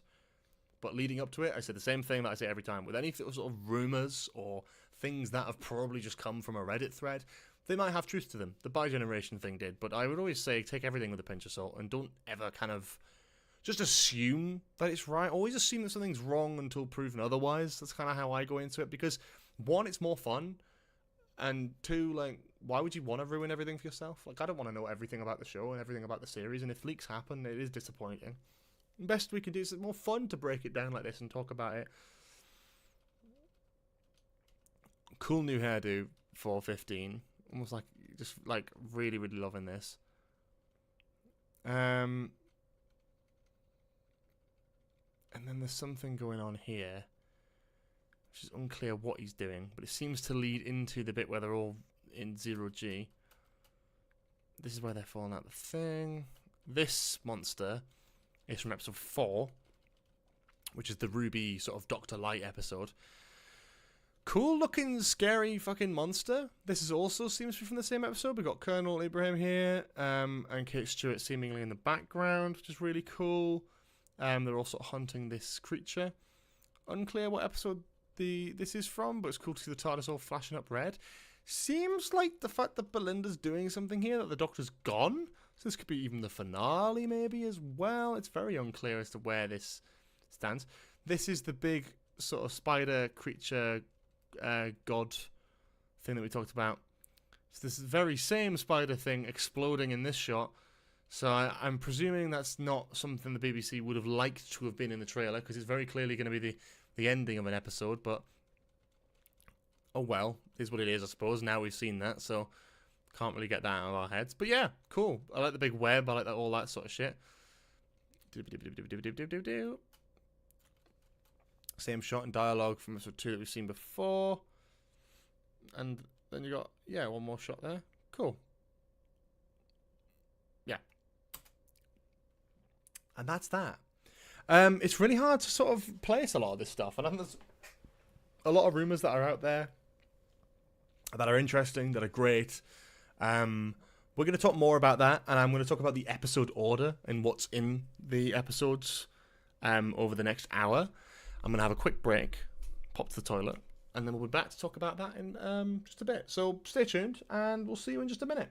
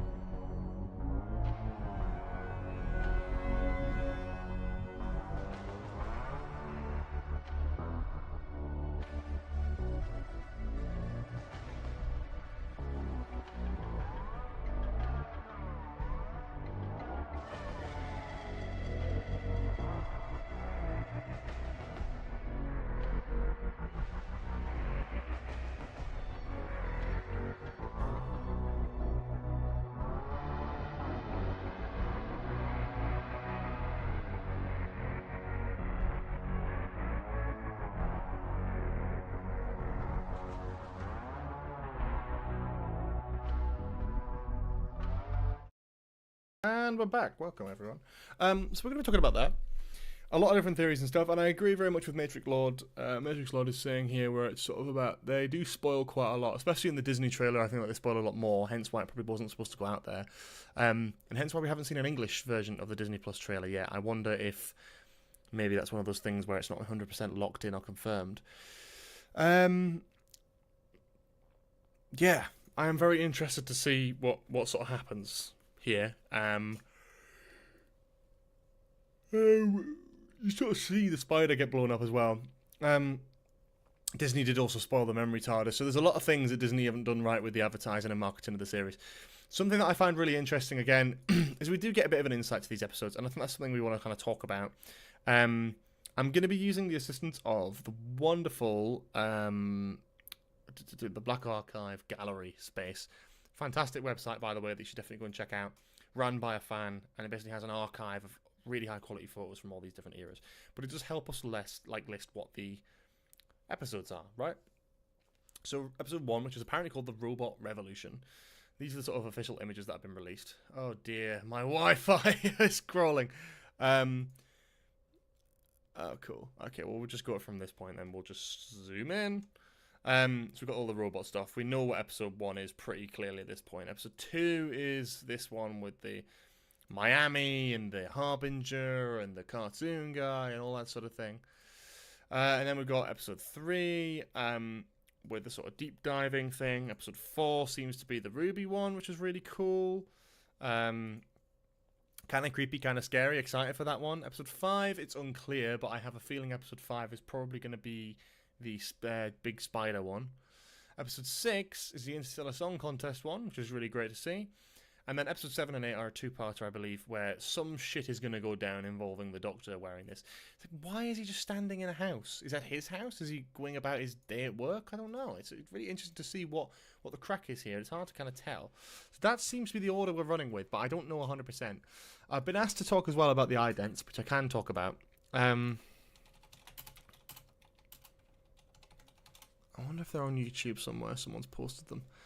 Yes, someone has posted them. Fantastic. Fantastic. I've only got the one here. But basically, the BBC have released 3 of these sort of teasers where, you've basically got a space, something appearing through space that's sort of knackered and fucked up. And then the Doctor Who theme tune playing over the top of it with a date on screen, 12th of April. There's a one with a London taxi. There is a one with the Eiffel Tower, and there is a one with the Statue of Liberty. Now, given that it's Paris, London, and New York, would tell me that it's probably something to do with how they're marketing the series, maybe some sort of press launch, maybe something like that. I'm not 100% really as to what they're doing with this. I don't think it's anything to do with the show, but I do. Oh, pardon me. I do find it really interesting that everything's fucked up, like everything's broken. Everything's like smashed to bits, because it's like, is there something wrong here? We've seen shots on the trailer of the Earth seemingly on fire. So there's a lot to talk about, a lot to think about, a lot to talk about, and a lot to kind of break down here. There's not really much we can say about the idents, but there's just a bit of food for thought. But I would think the significance of Taxi, Statue of Liberty, Eiffel Tower being the 3 key locations of the press tour, and the series launch. Probably going to be in New York for Disney+, in Paris for, I guess, Disney+, and then the UK for the actual launch of the show, the iPlayer stuff, the actual premiere screening. But I presume they'll do 3 maybe big screenings, is my thought. But I'm not sure. Maybe the Earth does get fucking blown up. Who knows? Who knows? So yeah, I'm excited. I have to say, I am excited. I am really looking forward to this series now. I had very low expectations and very low hopes going into the first trailer, and I'm very pleased to say that I've watched it and enjoyed it and been like, wow, actually, you know what? Fair fucking play. I think we've got something good here, and I am excited about that. Which is great. That's exactly what I fucking wanted to say. I wanted to say that. That's what a trailer should get you doing. It should get you excited for the show. And I've not been that excited for this series because I feel like I've been left a little bit disappointed with the previous series. So I'm fucking with this. It's exciting. I'm happy with that. That's great. Yeah, I'm looking forward to it. But I'm hoping. I don't necessarily hope for a death, but I hope for bigger stakes. And I think death does bring stakes like that. And I think we can definitely do something more interesting with the finale. I know there's a lot of stuff being said in chat here. my thoughts is there's no way that they couldn't end the series without tying into the spin-off somehow.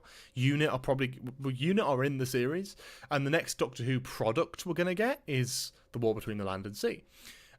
So they're probably going to have to set it up somehow and do something with that, whilst also keeping it open for the future of the show as well. I don't know if go back to sci-fi and leave fantasy alone. I don't think that's the answer. I think you need to give stuff time to reinvent itself. I think the fantasy angle of the first season was one of the more interesting, unique new factors of it. I think the one thing I want to get rid of is actually doing exactly the same things we've done years ago. Let's try new things. Let's do new things. I'm getting a little bit sick of the same old stuff and just doing what works with Doctor Who. And just, I want to try something different. I want to go somewhere with it. Yeah, I'm excited for the finale. I think that'll be something interesting to talk about. I'm very interested as well with the time zones, doing the whole 8 a.m. launch thing. I haven't decided what I'm doing content-wise. I'm definitely not going to do video reviews again, but I may well do a live stream immediately after the episode so we can actually talk about it. So that should be fun, but we'll see. See. I have faith. I have faith that it could be good. I have faith that it could be interesting. I have faith that it could be something different and a step in the right direction from season 1. That's my thoughts. I really want it to be good. What time will I be watching it? I'll be watching it at 8 a.m. when it comes out on iPlayer. That'll be my routine, unfortunately. Just what I want after a long week of work is to wake up at 8 a.m. on a Saturday morning. But it's to watch Doctor Who, so I can't complain. But I like the idea because it means I can watch it, do some content for it, crack on with my weekend. So I do look forward to that. I do think that's quite fun. I didn't mind the midnight slots, but yeah. I have faith. And to echo what Matrix Lord is saying here, I like the idea that I do think that Series 2 will be a step in the right direction. I do think Season 2 will be better overall and more interesting than what Season 1 has been. And I think that will only help it get approved for a 3rd season. And maybe 4th as well. So, fingers crossed. But I've got high hopes. I've got sort of average expectations, but I've got high hopes for this being something interesting and new and exciting and different. So fingers crossed, as I say, fingers crossed. Yeah, I have faith. And the thing is, even if it's absolute dog shit, I'll still watch it and I'll still find enjoyable bits of it. Like, Season 1 wasn't my favourite series in a long time. You know, neither was some of Jodie Whittaker's era as well. Like, I've had a lot of ups and downs myself in terms of what I've liked and what I've not liked. I think it's never going to recapture what it was when I was a kid. But that being said, I do enjoy the show. And I don't care if it's brilliant or it's shit. I will always watch it and always love it. So yeah, that's my sort of 2 cents on the trailer and the promotional material for it. I'm sure over the next few weeks we'll get a little bit more. We're about a month away from the show coming back, which is really exciting. So I'm excited to see what the promo stuff will be like. Yeah, very, very excited, to be honest. Supposedly Rusty Davis granted Shitty Gatwa's request and wrote a Dalek episode for him in Season 3 if it happens. Huh. Well, that'll be great. Again, but then what? Where's that coming from? Like, supposedly, like, again, it's that whole thing about these like rumors and stuff. It's like we could just say anything like that, you know?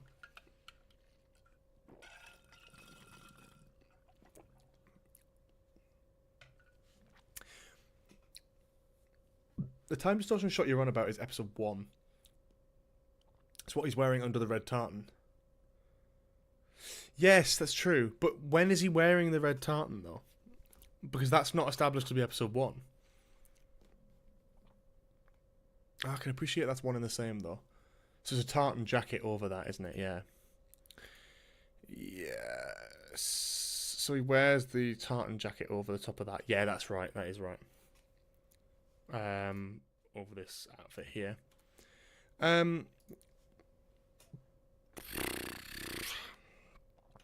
Because the great thing is we have a real good insight because when he was filming season 2, Shooty did a costume shoot for Entertainment Weekly, where he actually used costumes from the show, but specifically from season 2, which is really interesting to me because I'm trying to work out exactly what the vibe is. So you can see here, this is the outfit that he wears the tartan with, and that seems to be the same. Oh shit! Just turned off it. Same bottoms here. So I'm a fan of that. We've also got this outfit, which we haven't seen yet. So if that is from this series, which it looks like it is, we haven't quite seen that one yet. So I'm fingers crossed. I think that could be a finale fit, maybe. But we will have to wait and see. But yeah, really cool. This is a fantastic outfit. I actually think this is my favourite Shooty Gatwa outfit. I think it's so wonderfully him as the Doctor. I really think that's brilliant. But we'll probably see it in one episode and then never again. Because his default outfit is this one, with the big coat. This, to me, is his Doctor outfit. In my eyes. I think we've got to crack on with this. I think we can't, as much as I love to get insights and stuff like that, take it from someone who's been on the Doctor Who rumour news game for a long fucking while. If you don't have any concrete sources of like, this came from this, then no one should believe what you say. People fucking will, but I won't, because I've been done with it before, you know. I learnt my lesson back in 2018 when I believed that John Barrowman was coming back for Series 11 with Eve Miles. And although he came back at the end of Season 12, Percy the Cat, I fell for it before, and I fell for shit like that, where it's like, it could just be someone making up shit, or it could be wires crossed. I don't like to tell people in my audience who are watching, this is what's going to happen, this is what's not going to happen. This is not fair. Because no one fucking knows unless you're actually on the production. And you know what? Some of these things might be right. It's the same, as I said, it's the same thing I had with the Bi Generation, right? Reddit leak came out, seemed pretty strong. And then we watched it, and it was like, oh shit, that Reddit leak was right. But I was like, yeah, cool. I knew it was right when I saw the episode. There was a lot of hints towards it, but I didn't care. I have to judge the episode for what it is. Let the writing, let the production speak for itself. I don't let a line of dialogue on Twitter or Facebook or Reddit or whatever. I don't let one written out line of an explanation of something that happens dedicate my opinions and feelings towards it, because that's not right. It's not fair. It's not fair to the production and the effort and time that goes into the show. It's not fair on the effort and time that goes into the writing alone. So, yeah. I don't give a shit. As soon as someone tells me, oh, I know people and stuff, and it's not a diss, Matrix Lord, like, enjoy yourself and share your theories and your rumours and stuff. For me, I'm never going to, like, report on it if it's, unless it's something that genuinely comes with something legitimate and strong. It's like, yeah. Anyway, no break, but I do want to just shout about this again because there's probably a few new people in the chat. Last week I launched and released my first debut short film called Small Talks. If you haven't already watched it, I'd really, really appreciate it. It's linked in the chat now. I'll drop it in the chat again. But if you haven't already checked it out, I'd love you to check it out. It's also linked in the pinned chat message. I'm not going to use the fact that it was my birthday yesterday to beg you, but it was my birthday, so be nice. But please do go and check it out. I'd love to try and get it to 1,000 views. I have no idea how many it'll get in the end, but I love the fact that people are giving it some love and really sort of connecting with it. So if you are interested, you know, it's something that I've written. It's something that I've directed. So it's a very exciting sort of thing to get out there. So I really do appreciate it and would really love if you guys check that out. It's there on YouTube now. And then also, it is on, as I previously mentioned, it is on Letterboxd also, which you can log and put something on here. So if you have seen the film, then please do list it on Letterboxd, give it a rating, give it a review, or just list it if you want, whatever you want to do. But if you have seen it, please do drop it on there as well. Everything like that, whether you loved it or hated it, or don't have nothing about it, I don't care. If you loved it, great. If you hated it, that's fine as well. But please do list it on Letterboxd if you're able to, and watch the film, connect with it, give it a chance. And yeah, I'm so proud of everyone who's worked on that. And I'm so proud that after so many years of getting it in through post-production that we've actually managed to get it there and release it in a place where I'm happy with it as well. I'm really proud to show it off. So, yeah, please do check out that film. We're not quite done with this live stream yet, so stick around. But thank you all for the birthday wishes as well. Much appreciate that. And yeah, please do check out my film, Small Talks. Share it around. Watch it. Review it if you want. Check out all the behind-the-scenes stuff. And something I haven't promoted today, let's talk about Nostalgia Bit. Woo! So, I have a podcast, if you weren't aware, which of course you're all aware. Wait, George has a podcast? Yes, he does. Nostalgia Bit is our podcast that I run with a mate of mine called Cooper. We've been going every single week since over a year ago now, since last February. We've had an episode every single week. We're now on episode 52, with episode 53 coming out tomorrow morning at 10 a.m. So please do jump on that. We're going to be having episodes coming out left, right, and centre for the foreseeable future, whether it be about Doctor Who, whether it be about Star Wars, all that sort of thing. Please do check out, of course, our podcast, Nostalgia Bit, on YouTube, on Spotify, on all the best podcast providers.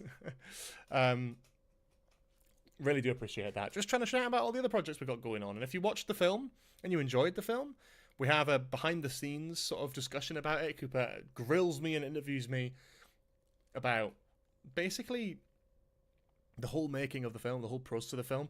That episode 52 is, I think, one of our best episodes of Nostalgia Bit, and one that I'm super proud of just because we get to talk about the film. But also, I think in terms of quality, I think Cooper's a fantastic interviewer in that, and I think it's really great just to have us both sort of chatting there. Oh, episode 69, we'll try and do something funny. It's a good idea. But yeah, please do check that out. Would love that. I think what else there is. Would you do an episode on your least favourite Doctor Who episode? Of course we would. You're joking. There's definitely going to be more Doctor Who episodes in the future. If you want to look at all the Doctor Who ones specifically, there is a playlist for that. Where the hell is it? Doctor Who. There we go. All the Nostalgia Bit Doctor Who episodes. We've got a few now. We've got a little collection going on. And the one that's coming out tomorrow morning, actually we talk a little bit about Doctor Who Seasons 2 as well. It's not too much. We mostly talk about the Minecraft movie and having superpowers and random shit. But yeah, tomorrow's episode is good as well. A lot of like fun little conversations here and there. But that is the gist. So, yeah. That's fun. Yeah, cool. What is going on, everyone else, as well? What's happening? What's happening in my life? Christ. Well, we released the film last week, which is fantastic. We did like a little screening for it, to sort of launch it, which was really nice. It was my birthday yesterday. It's my birthday. Oh, it is a Shoot the Shit episode. Yeah. Tomorrow is a Shoot the Shit episode, and those are my favourite ones. I do love the Shoot the Shit ones. I'm pitching to have more of them done. I love a Shoot the Shit episode. But yeah, my birthday yesterday. That was fun. That was kind of crazy. I'm 24 now. I look and feel a lot older, so that's fun. But I'm 24. 24 now. Old. I started YouTube when I was 12.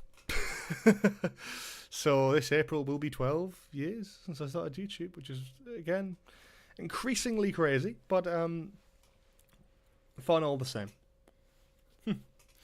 What did I do yesterday? I went out and got shit-faced. I went to this Western experience. I went to one, it was called Moonshine Saloon, which was a surprise for me. My girlfriend took me to there.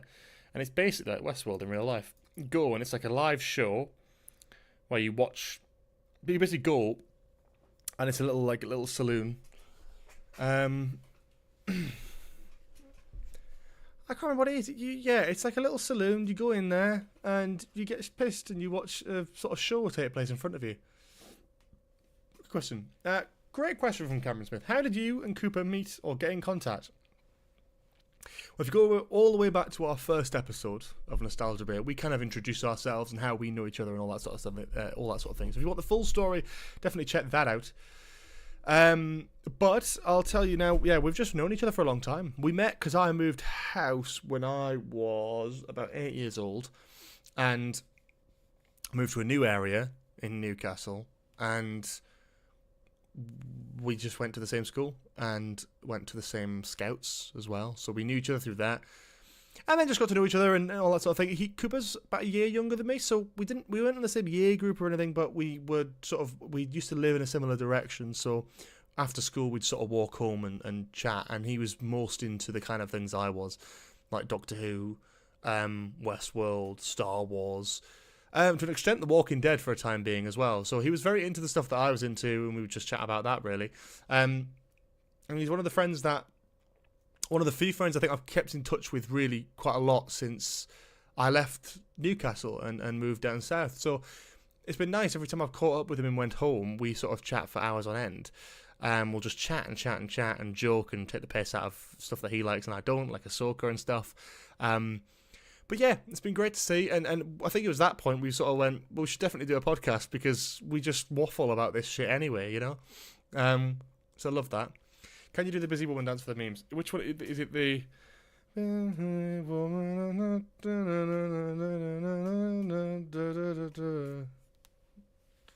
I don't know. Is that it?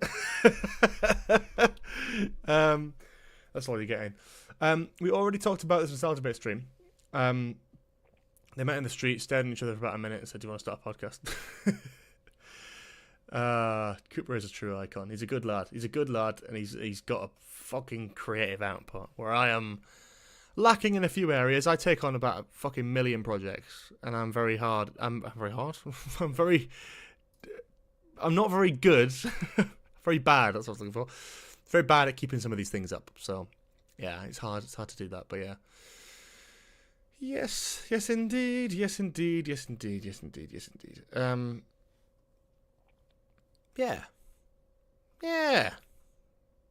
Yep. Fun. For fun.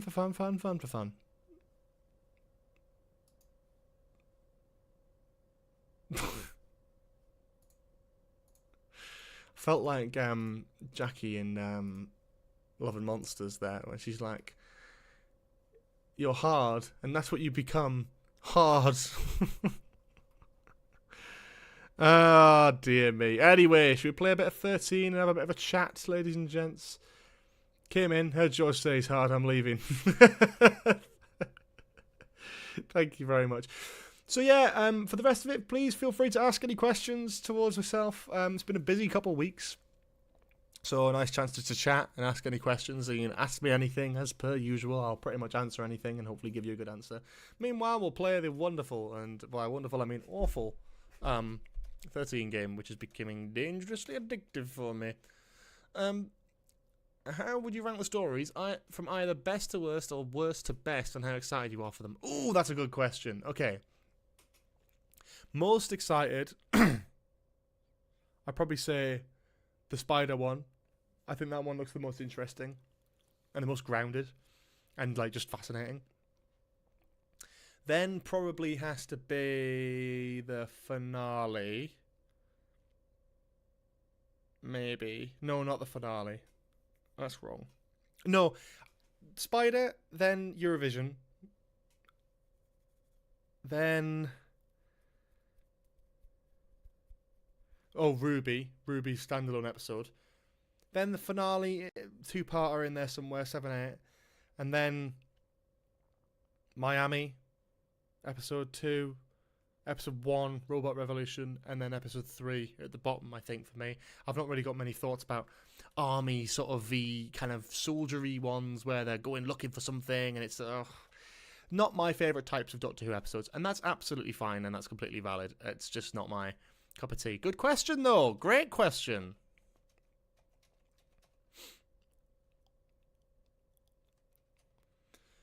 Opinions on Sabrina's Brit performance. Very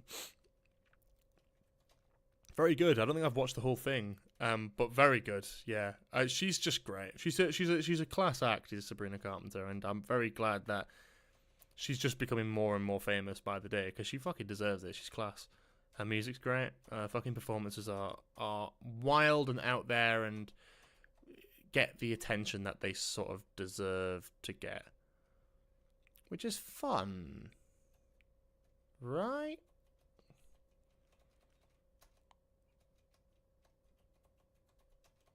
Okay. We get this up properly. This horrible view. That's much better. Need to catch up with Invincible Season 3. It's been to Poland for 4 days. Haven't been on holidays in like 15, 16 years. Wow!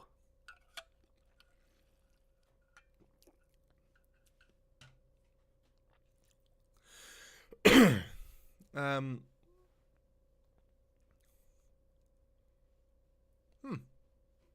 Yeah, fair. Like that one. If you had Doctor Who 13, you could fit War 15 and put War 15 and put Ruth in there as well. Well, it is. It's got the War Doctor in it. He's right fucking there. Unless you mean Fugitive, maybe. They could have put Fugitive in there, definitely, because they made that around the time, didn't they? Have you tried the green setting? Fuck off. We're not doing this shit again. I can't stand it. There is no more secret bastard settings on that sonic screwdriver, and I'm not getting it up again. I hate it. I hate it. Ugh, bloody sonic screwdriver. I swear to fuck.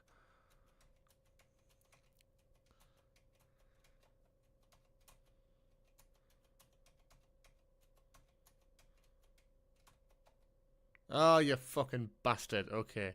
Okay, you want to play fucking ball. Come on, then.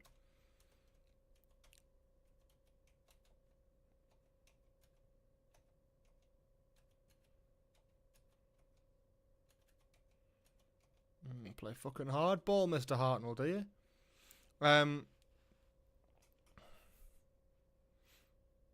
Ah, you mean the title at the end. Yeah, I don't know why I've only represented those ones, but I think that's just because, yeah, it was like 1 per letter. That's why. Tis what it is. Tis what it is. Tis what it is.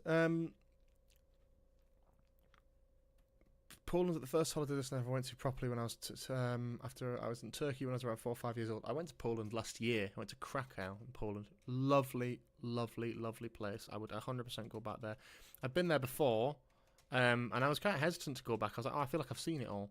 And then upon going back, I was like, wow, this is fucking great, actually. What a great place. So very satisfied, very happy. Yeah. George hates the Sonic more than 13 now.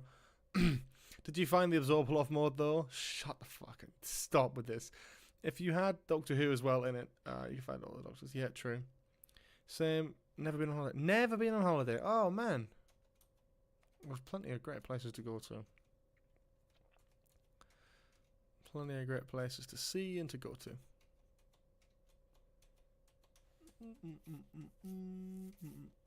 Oh, shit.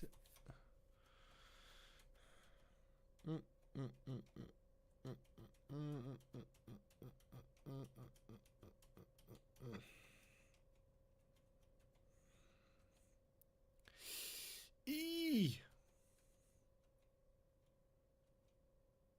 Fuck off. Oh, that's so annoying. Right, we're starting again properly this time. Let's go. Slovene Surfer. I'm not playing that shit again. Snog Mario Voice. Sabrina Carpenter, Billie Eilish, Dua Lipa. I'm not answering that. I'm spoken for and I will be in the doghouse if I answer that question. Do you think they should have done an Auton story in season 2 for the anniversary of Rose? Yeah, I think they fucking should have, personally, but they won't. But again, if we have like a Slovene or something up here in the Eurovision episode in the background, I'll be satisfied with that as like a little Easter egg to hark back to that. If I was writing an episode about Eurovision Song Contest and I had like planets and stuff, I'd fucking 100% be doing shit like that. I'd 100% be adding stuff like that in. Brilliant idea as well. If that is the Juno Dawson idea, whoever's written that, absolutely fucking great concept. Whereabouts in Krakow were you? Yeah. City Square, Old Town. Was around the place I was. I can't remember exactly where I was staying, but it was just around the it was near Planty Park, which is the main piece of sort of like greenery, basically all the way around the main city. So, yeah.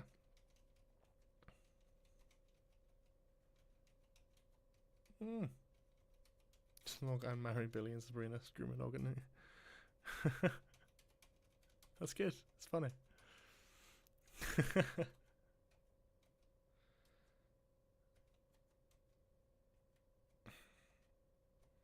What the fuck I'm doing here? Would you rather be reborn as a spoon or a fork? Fuck knows. I have no idea with that one.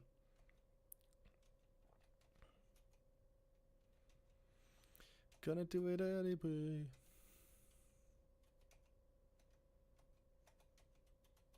Nice. I'm trying to like catch what's going on here. So let's have a look. When do you reckon the next Doctor Who episode will be rated 9.0 plus on IMDb? Last one was in series 10. I think it'll be a while. I think, unfortunately, because of the culture we live in and the people, this sort of like loud minority and this culture of review bombing, which has only sort of come in really around that time of series 10. Really, it was like, yeah, around the time like The Last Jedi and stuff. There's this culture for creating this sort of negative spin for films to be like, oh, this is a bad film because it got this many bad reviews on IMDb or on Rotten Tomatoes, and it's just people bombing it with bad reviews. You know what I mean? In a lot of cases, it is just that, and it's hard to quantify the success of a film by an audience review when so many audience reviews, unfortunately, are tainted by what are just negative, false reviews. Fuck me, that was a shit game. So it's really hard to sell, and I think there's a reason for that, and I think because unfortunately there are going to be people who will label it as like woke or will throw words around like that, and communities who will review bomb the shit out of everything. Like Jodie's era never stood a chance of that. There are some really great episodes in Jodie's era. I don't think any of them would have got that, not because they're not good, but because I think it's going to be review bombed. So any amount of positive praise that an episode could get will be countered by this review bombing mentality where thousands of people will review these episodes just to say they're shit. Juno Dawson will definitely write. I think White I've seen an Entertainment Weekly will be born in episode 3 under the spacesuit. That's a good shout, actually. Juno Dawson will definitely write a camp story with the Interstellar Song Contest, but I can see it having massive ramifications for the finale since Flood is there. Yes, I also agree. Seems like quite a sad episode as well. There's a lot bit of crying going on, which I quite like. It's like there's just something a bit deeper going on there as opposed to just what could be just quite a basic episode. There's some depth to it, which I like. It's good to see. Oh, come on.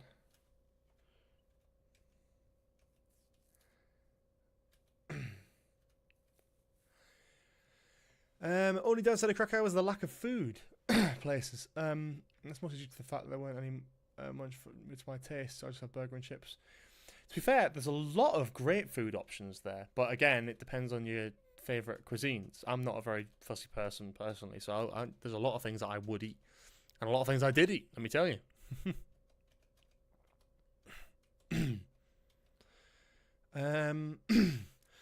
What the fuck? Jesus. Never going to get Chris back on the TV series as long as it's still in the hands of Russell T Davies and crew, particular since his grievances with them are in particular. Yes, but do we need Chris Eccleston back on the TV as Doctor Who? No. In the same way we don't need David Tennant back again. Like, it would be great to have them as cameos, of course, but I wouldn't change the entire production crew and how the show is run just to get Chris Eccleston back on screen once again, because that's just not, for me, how it works. I think there's something special about him never coming back in a way, because you're left with what you've got there. And I think that's magical in a certain sense, you know? Just watched the short film. Holy moly, left a comment with my thoughts, but well done. Thank you so much. I really appreciate that. A lot of effort and time has gone into it, and obviously it's my first film, so I'm really critical of it now and watch it and would love to change 100 things about it. So it's really interesting to sort of... It's really nice for me to, like, confidence-wise in my writing ability, to get people who are watching it and going, wow, this is great, love this. Because I don't sit and watch it and go, wow, this is great. I think this is a solid first film, but I have my grievances and my criticisms with my own ability in terms of writing and directing. But if people are enjoying it, people are connecting with it, it means a hell of a lot to me. So thank you very much. And once again, if you enjoyed it and you've got Letterboxd, check it out. It is on Letterboxd. You can review it. You can leave a rating on there. So please do. Share it around, all that sort of lovely stuff. Again, the more people who see it, the better. And we just love to have people interacting across it and connecting with it in any sort of way, shape or form. I've always said the worst thing that someone could feel towards something I've made is indifference. I'd rather someone hate something I've made than them feel indifferent to it. And I think that's quite profound in a way. I think there's a profound nature to that. I think that if you're interacting with art in the right way, it's giving you some sort of emotional feeling that you respond to. Whether you love something, you hate something, whether it makes you cry, whether it makes you laugh, you're responding to it with a human emotion and feeling. That can't be replicated in everything. The worst thing something could be is like, meh. Just forgettable, just crack on with your life. Like, if it has any impact, then I've done my job, in my opinion. So I really appreciate that. Would you ever do another charity live stream? I would. I'd love to do another charity live stream at some point. Whether I will or not is just depending on when and just depending on what the circumstances. I would love to. I really would love to, because I've done them before and I thoroughly enjoy them. I really, really do. But the problem with myself is I like to be a perfectionist. And that isn't a very good thing when I've got previous projects for charity that are, in my opinion, pretty bloody good. And I find it really hard to then, to then come up with something better. And not in a wanky way, not in a self-congratulatory way, but last time we got voice and video messages from fucking Sacha Dewan and like people involved with the show, and it took months of planning, and I was in uni and I had fucking time to waste on just so much time to kill. I shouldn't say waste, but because it was a fantastic event, but so much time to kill just planning and emailing and doing all that. But I haven't got the time to do that now. You know, I struggle with the amount of projects I've got anyway. I really don't need anything else like that long term to plan. But you never know. And there was an Adventure Games charity live stream I did, but that was a very sort of low key one, just to sort of do really. And it was a really enjoyable little event, and I'm glad we did it. But yeah, again, nothing crazy, but we did play all of those games in one day, which is kind of wild. But yeah, that was fun. I did enjoy that.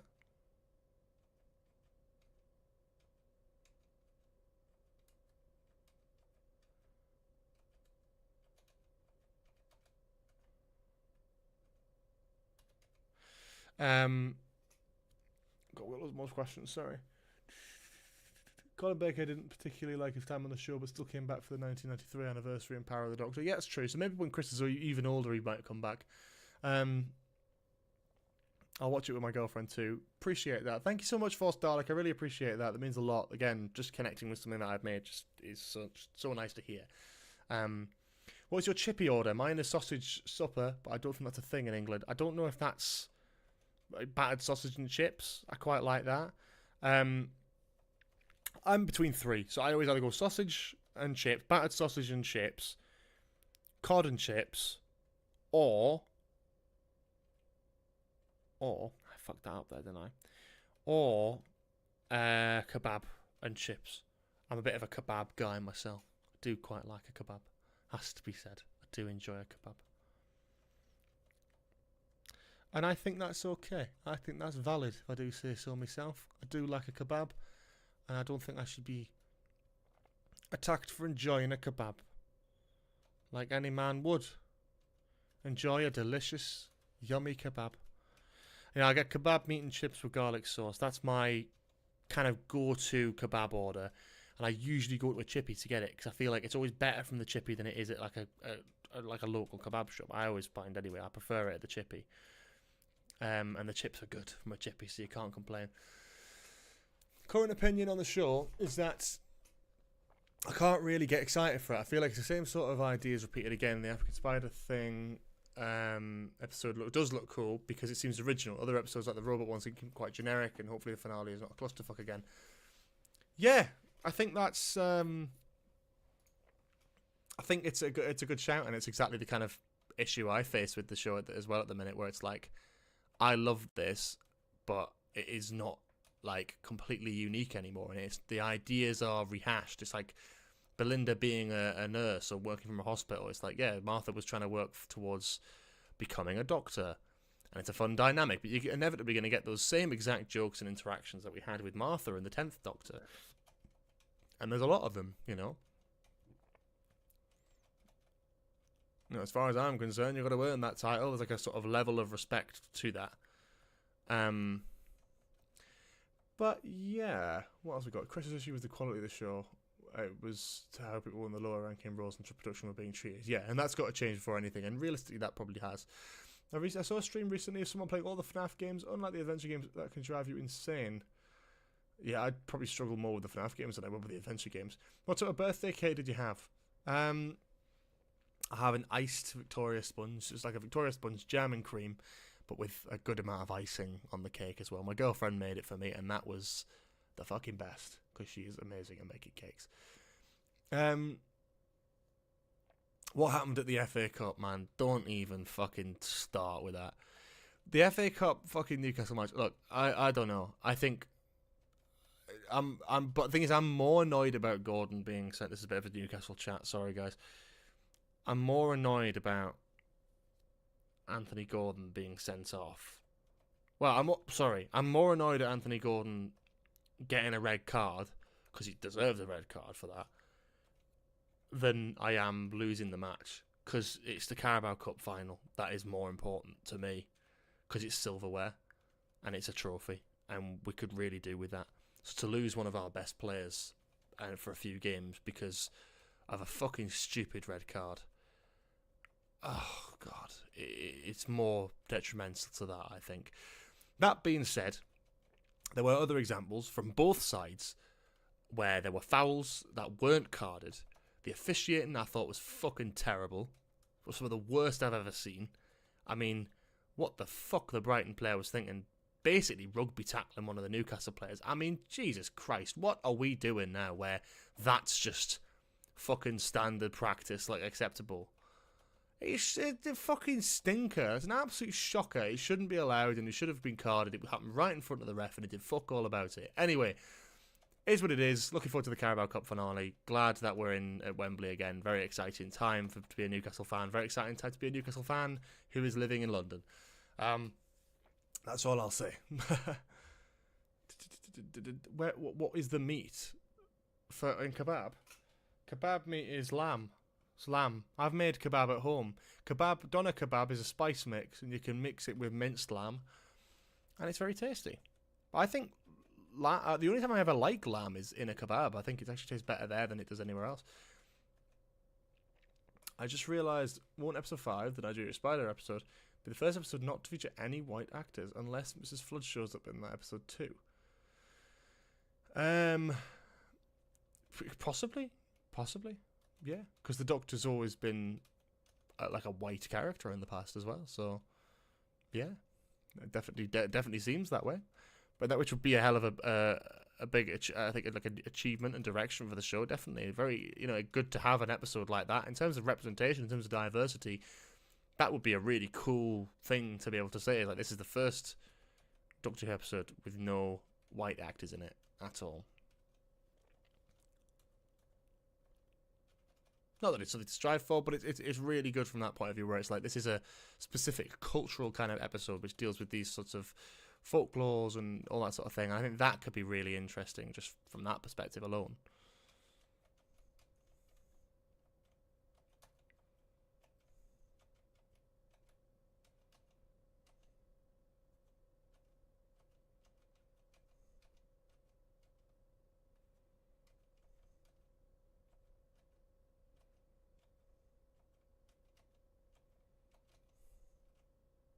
Ah, you bastard.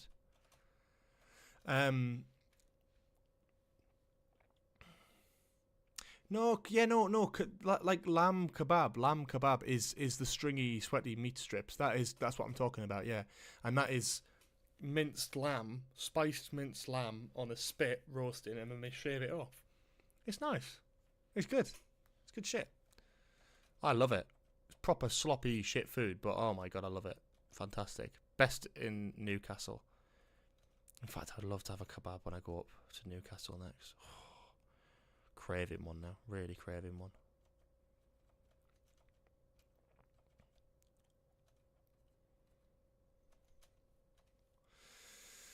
Top 5 in between his episodes. I don't know. I've not watched it in a little while, but also it's hard to rank the episodes of the in betweeners just on that alone, because they're all good. They're all consistent. I'd say there's plenty of good episodes there. There's plenty of great episodes there. There's not many that are bad per se, so it's hard to really rank it. I agree that it's really cool, and I love seeing Doctor Who tackle cultural history like Demons of the Punjab did. I love it. And as someone who is, you know, like, I don't think Newcastle and Gateshead, for example, are the most diverse places on the world. Some of them, like some places are, and they're, you know, but I think I love to be like kind of educated on things that I don't know about. I love to learn, and I love to go through life learning about other cultures and cultural differences and things like that. I think it fascinates me, and I don't mind not knowing something so long as I'm willing to learn. It's that whole thing of not being afraid of what you don't understand and just learning from it, learning from different traditions and cultures. Something I try and pride myself on doing. So yeah, the idea of when Doctor Who does stuff like that, I mean, I learned so much from the Demons of the Punjab, like that event in history I didn't even know about, like, you know. So that, I think, was really important. And we get stuff like that, I think, is where Doctor Who really stands to sort of be a testament to modern TV and what you can do with time travel style storytelling in terms of diversity and culture and just teaching. A lot of old fans will be like, oh, this is woke, but fail to realise that they call it woke because they don't know anything about it. And if they stopped and watched the fucking episodes, they would learn a thing or two, and they would learn about new traditions and like cultures and folk tales and things like that. I think it's fascinating. Historical events and things that you might never have come across, you might not have learned in school.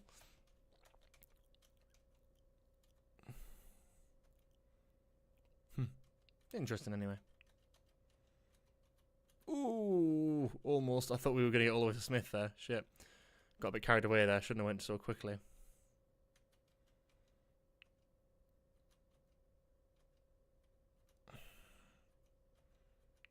Okay, very cool. Very cool.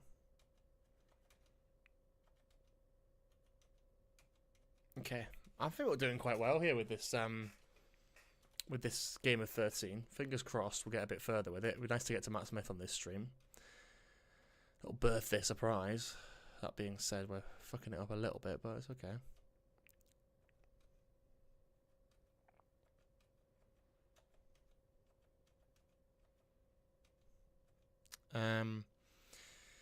So Sidney Newman created Doctor Who for to teach history about historical periods that kids might not know about. Exactly, completely. Have you seen Agents of S.H.I.E.L.D.? And if so, what are your thoughts on it? I haven't seen Agents of S.H.I.E.L.D. actually. I've never watched it. I'm not really a big Marvel guy, to be honest with you. I wasn't way back when, and I sort of got into it a little bit towards Endgame, and then I've kind of dropped off again because I don't really enjoy the current state of what Marvel's at and what Marvel's doing. I think that's okay. It just is what it is. It's just, it is what it is. But yeah, it's not something I particularly get much of a kick out of at the minute. But again, it's absolutely fine. And can it be helped? No, that's the last thing I want to happen. See, now we're fucked. Now we're fucked. Because it just, there's no way of really solving this.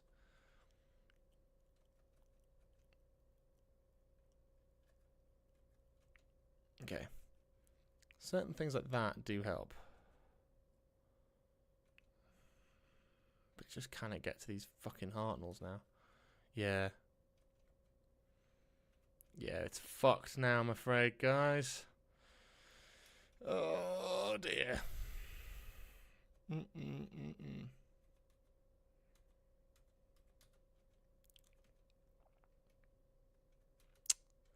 Shit, that's so annoying. We did so well on this one as well. I was getting good. So I shouldn't have said anything. I jinxed it.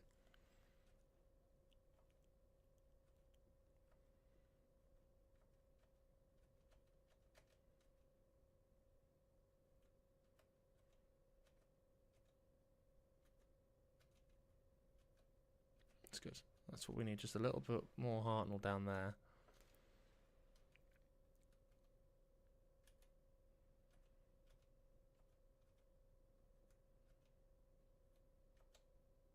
It's hard to do. This is hard to get right now.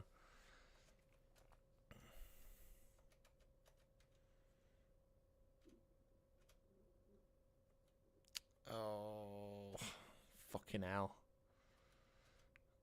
This is hard to get right now. It's hard to get right. I'm not playing Twitch tonight. This will be the whole stream because we streamed on here for a couple hours. I didn't really fancy doing Twitch again tonight.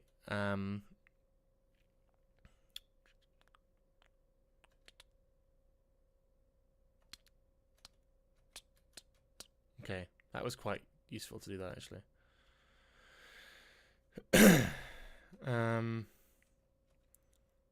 Nice. We've kind of fucked this, but we're still sort of clinging on somehow, which is good to see. I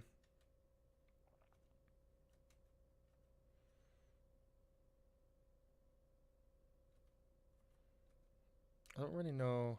I guess we have to build up to this Colin Baker over here, maybe. That's probably where we need to look at next.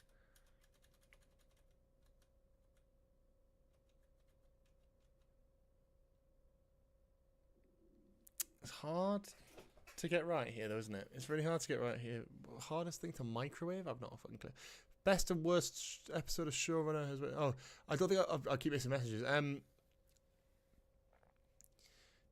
I don't think I'll be sticking around for the rest of the stream, but before I go, I'll say happy birthday. Thank you very much, Ace Films. Yeah, please do check out the film. The link to all the supporting material is there as well. Be sure to watch the film, drop a review on Letterboxd, and just share it around if you like. But yeah, again, thank you so much. And for those who are still listening now, if you haven't checked out the film, please do. It would mean so much to me if you could. And I genuinely mean that. It's to be able to say this is my writer-director debut is such a scary but exciting thing to be able to put out there and to open up to the world. It's a hard thing because you're putting something out there that you've worked on creatively and you're opening it up to potential criticism and love and hate and whatever. People will have their opinions, and once it's out there, it's not mine anymore. It is its own thing, and it will be judged and viewed however most people see fit, and I really appreciate that.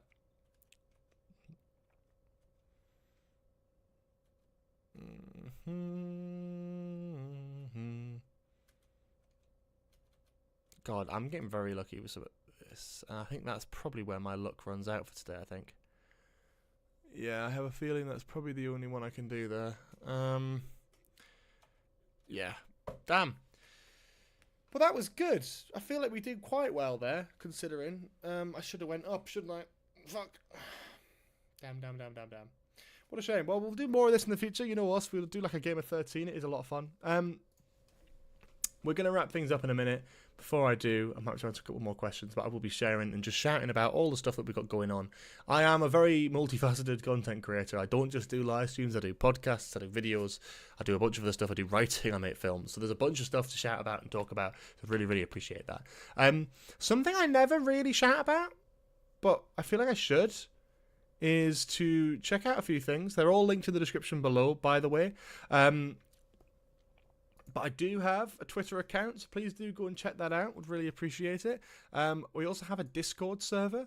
So if you want to be up to date with all the latest stuff, when Doctor Who starts as well, we have a live Doctor Who chat for people to message in there when that's happening. So that's very exciting. But yeah, it's a lovely little community of some great people. If you want to communicate directly with me, give video ideas, live stream ideas, all that sort of thing, you can join below. You'll have to wait a few minutes for someone to give you the roles and permissions to talk, so just be patient if you do join. But the link to join the Discord is in the description below, so please do check that out. Join. If you have any issues, do just drop me a message or whatever. Twitter as well is also there. I've got my Instagram, which is under the same handle, @GBSheard. So check that out. And of course, as well, Nostalgia Bay, I'll keep talking about. We have a podcast. I have a podcast. It's on YouTube, so if you're not already subscribed, please do subscribe. But it's also on Spotify, Apple Podcasts, Amazon Podcasts. What else? It's somewhere else. It's plenty of other places. All the best podcast providers, it is there. So please do go and listen to it, go and watch it, go and consume it. But at the very least, give it a little follow or a little subscribe. Would really, really appreciate that. especially on Spotify as well. Give us a little 5-star review, would be lovely. In the meantime, however, the final thing, of course, that I've been shouting about this whole stream is to please go and check out my short film, Small Talks. It was something I made a few years ago, and I'm very, very happy with how that's come out. And it's been a massive creative endeavour for me personally, to be able to present my first ever written and directed film. I am working on a film this year as well that I'm excited to hopefully get out there next year. So it'll be the first of a few, I hope, written and directed by myself. So please do check this out to see my actual debut and connect with it hopefully and enjoy it hopefully, but if not, then whatever. I just want people to watch it and sort of hopefully feel something from it, love or hate, cry or laugh, I don't mind. Just watch it, consume it, and see what it is. I love it. I'm really, really happy with the reception to it and loving the support so far. So please do check it out. A lot of love behind it, and if you have seen it, pop it to here in the links of and go and review it over on Letterboxd as well. I see a few of you have done that whilst I've been streaming, so I can't wait to check those out after. But yeah, whatever you thought of it, whatever rating or review you like to give it, or if you just want to list it, drop it on Letterboxd, because the more people that list it, the more people who are aware of the film, and that helps me out massively. It's a social media for films, so it does help me out massively. And thank you all for the lovely birthday wishes. But that is it from us for this week. I will see you all next week, hopefully on Tuesday, with another Who Bulletin, talking about the latest Doctor Who news and reviews here every Tuesday, and hopefully back on Twitch as well next Tuesday. So yeah, thank you for watching, everyone, and we will see you all next week. Check out all the other stuff that I've mentioned in the meantime, and all of it is linked in the description below. So click down there, have a look, see what's there, and we will see you all later. Have a lovely week. And yeah, see you tomorrow with a new Nostalgia Bit episode.